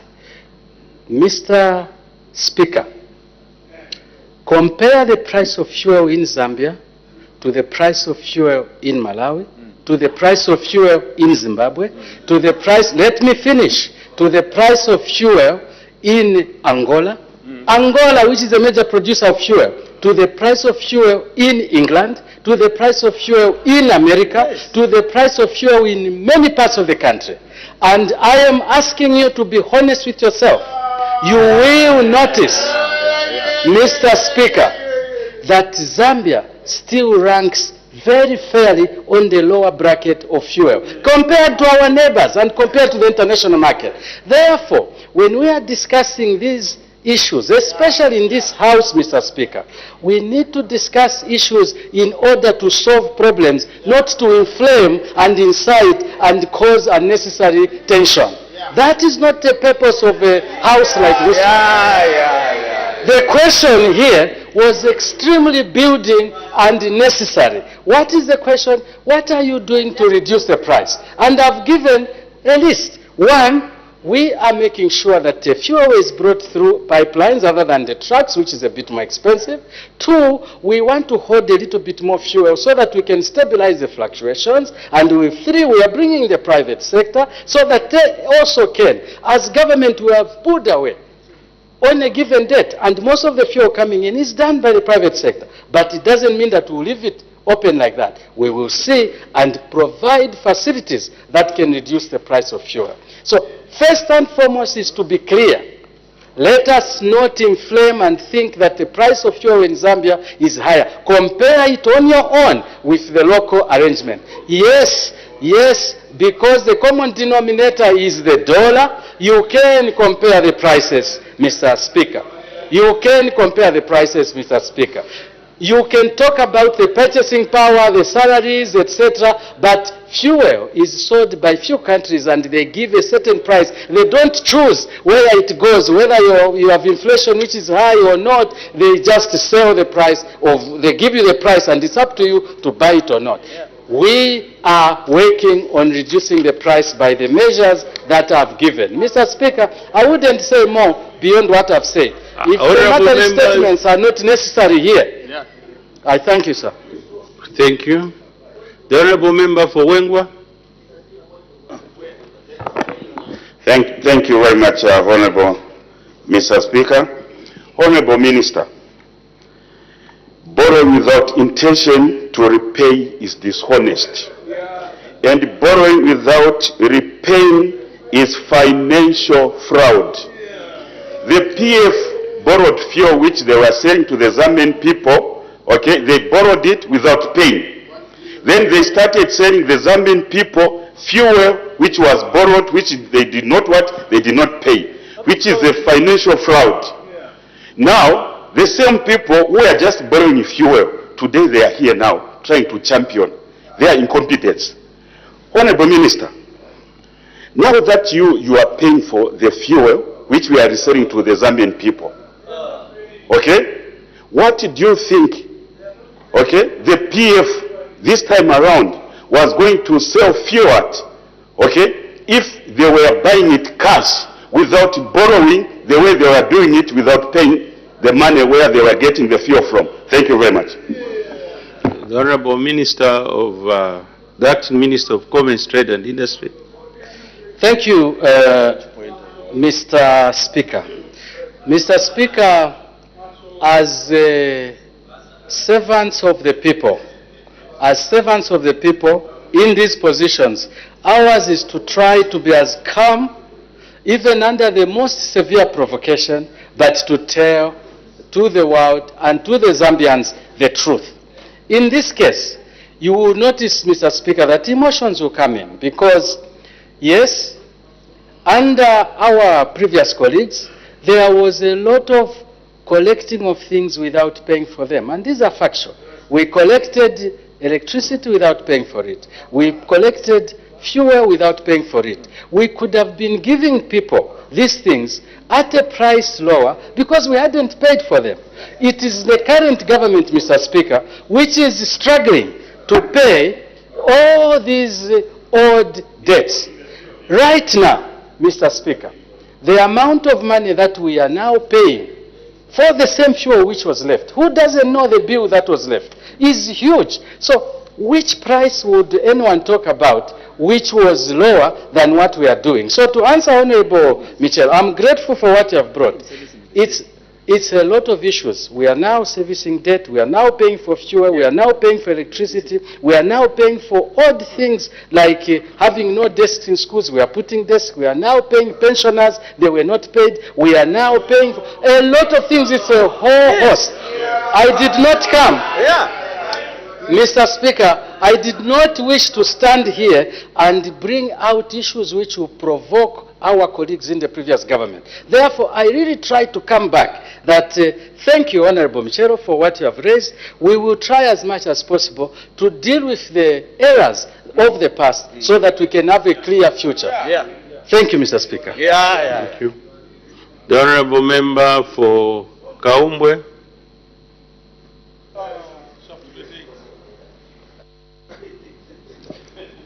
Thank you so much, Mr. Speaker. to allow the people of Kaumbe to ask a follow-up question. I will dwell on agriculture, commodity prices, other than energy, because that is your area. The cost of mealie meal and the cooking oil, or in short, all these agriculture-oriented products, with all the outlined measures that government has taken place, what performance assessment criteria is government putting in place to evaluate the effectiveness of the outlined measures that government has taken in order to reduce the prices of mealie meal, so that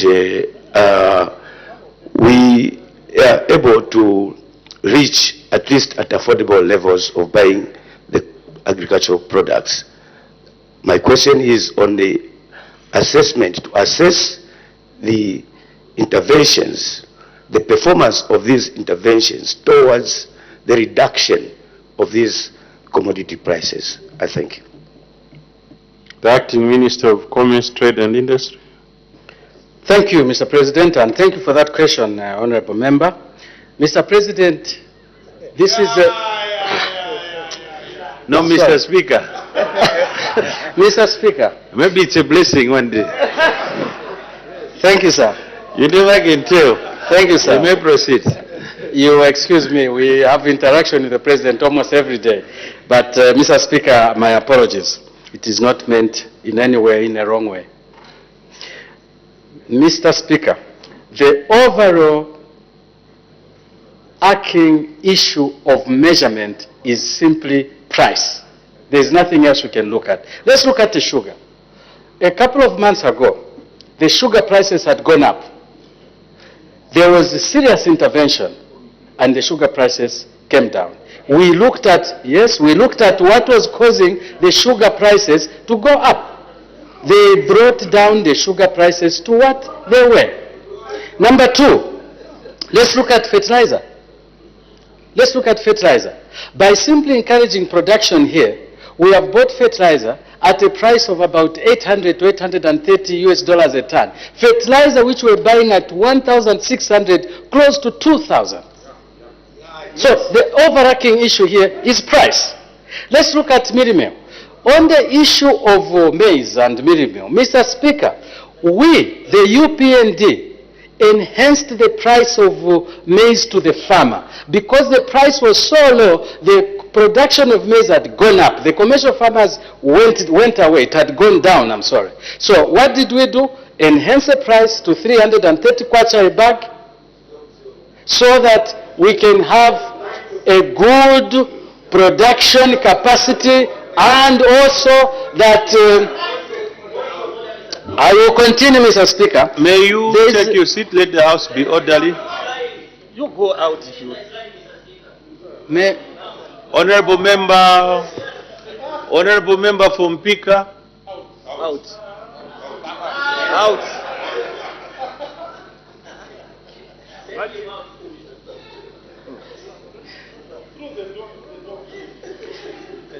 Mr. Speaker, thank you for that intervention. Honorable Member for Umezi, may you take your seat? Apparently, point of orders according to our standing orders. That's the discretion of a presiding officer. So if I feel that I shouldn't grant you, there's no problem. That is my discretion. So I feel like to keep the House in order, I'm not granting any point of order. So may you take your seat? Thank you, Mr. Speaker. May you take your seat? I'll repeat for the sake of the record.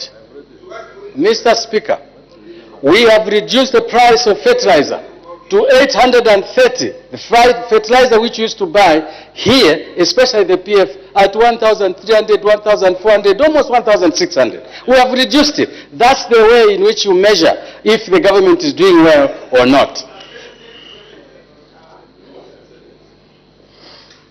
Mr. Speaker, I think I've given enough examples to the honorable member who asked. His question is, what criteria are you using to judge yourselves whether you are doing well or not? And I said the bottom line is price, and I've given examples of how the price is assisting us. I thank you, sir. Thank you, Honorable Minister. I can see the question is heavily been dealt with, and answers, I think they're all repeatedly being availed on the floor of the House. I think the acting leader of government business adjournment.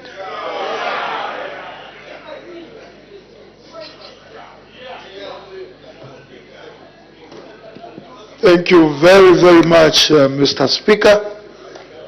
Mr. Speaker,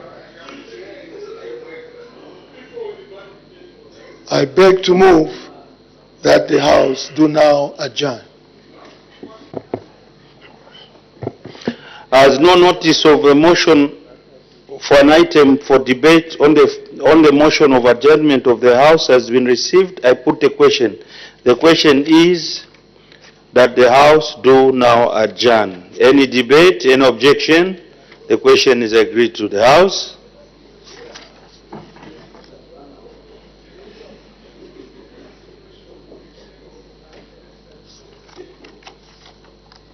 The House is adjourned.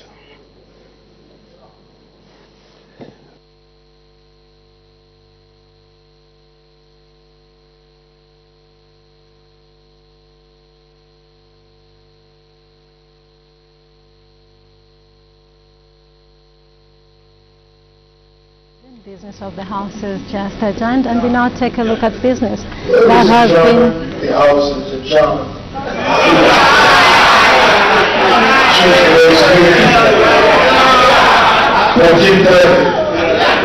Be here, I'll see you there. We now take a look at business that has been considered from the time business resumed at 09 hours. Joe? Yes, so when business resumed this Tuesday, 14:30. 09 hours, Mr. Speaker did make two announcements.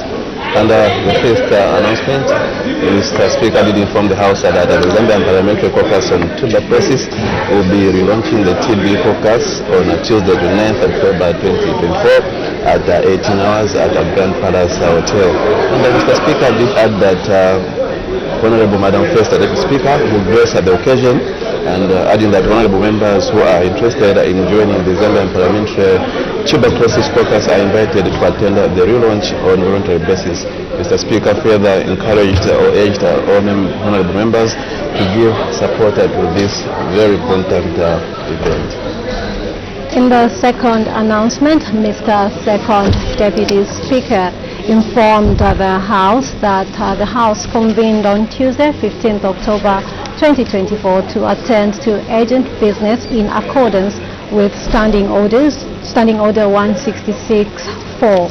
In that regard, Mr. Speaker informed the House that the House Business Committee met on Thursday, 17th October 2024 and resolved that the House will not sit on Friday, 25th October 2024, but will instead sit on Tuesday, 29th October 2024 to consider any outstanding agent business. Those were the announcements that were made.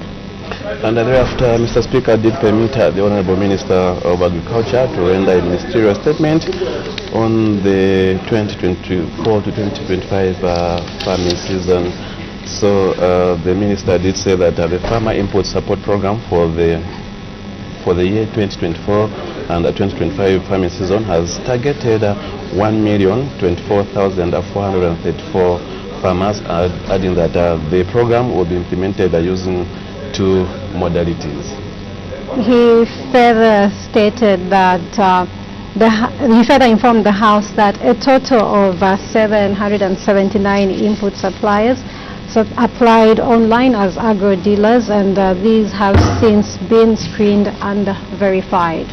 And the Minister did say that government has contracted 17 suppliers to supply and deliver various seeds. The Minister also stated that the suppliers have also commenced the delivery of seed to various districts across the country. And the minister also did alert farmers and the nation at large of the anticipated effects of the normal to above normal in the agriculture sector for 2024 to 2025 rainfall periods.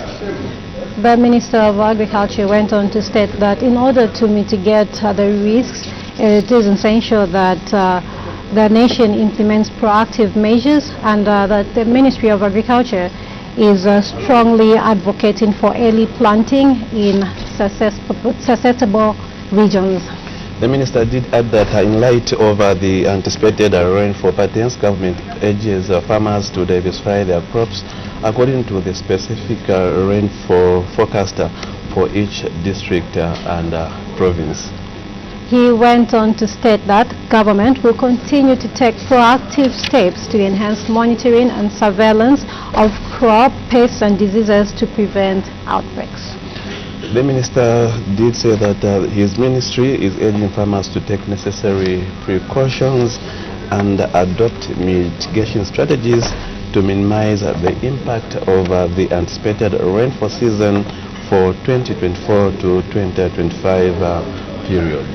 And so those are some of the details that were contained in the ministerial statement that was rendered by the Minister of Agriculture. The House then went on to consider questions for oral answer under Standing Order 80, and we take a look at some of the questions that were considered. We did have question number 53, which was asked by Mr. Darius Mulunda, who is Siavonga Member of Parliament, and this question was directed to the Minister of Education. In A, he wanted to know whether the government has any plans to upgrade the following day secondary schools in Siavonga district to boarding secondary schools: Matua, Changa, Sianyolo. And the minister did respond that yes, government has plans. And in B, if so, when the plans will be implemented, the minister did respond that implementation of plans is already underway, and that the contractor is on site. And C did follow. And question 57 did come from Mr. Wesley Kolala, who is a Lufovo Member of Parliament. He did ask the Minister of Commerce, Trade and Industry what measures the government is taking to facilitate the reduction of prices over the following essential commodities: mealie meal, cooking oil, sugar and fuel. So we did hear the Minister outline some of the measures, which include engagement with manufacturers to discuss a looming shortage of sugar and other foodstuffs, attracting investment in the production of fertilizer in Zambia. And in case of mealie meal, the minister did say that government has engaged the Zambia National Service to produce mealie meal which is sold at a lower price. And so that's just about the business that the House has considered today, Wednesday, 23rd of October 2024. And on behalf of Joe Akatama and the entire production crew, continue watching Parliament Television, the station that brings Parliament closer to you.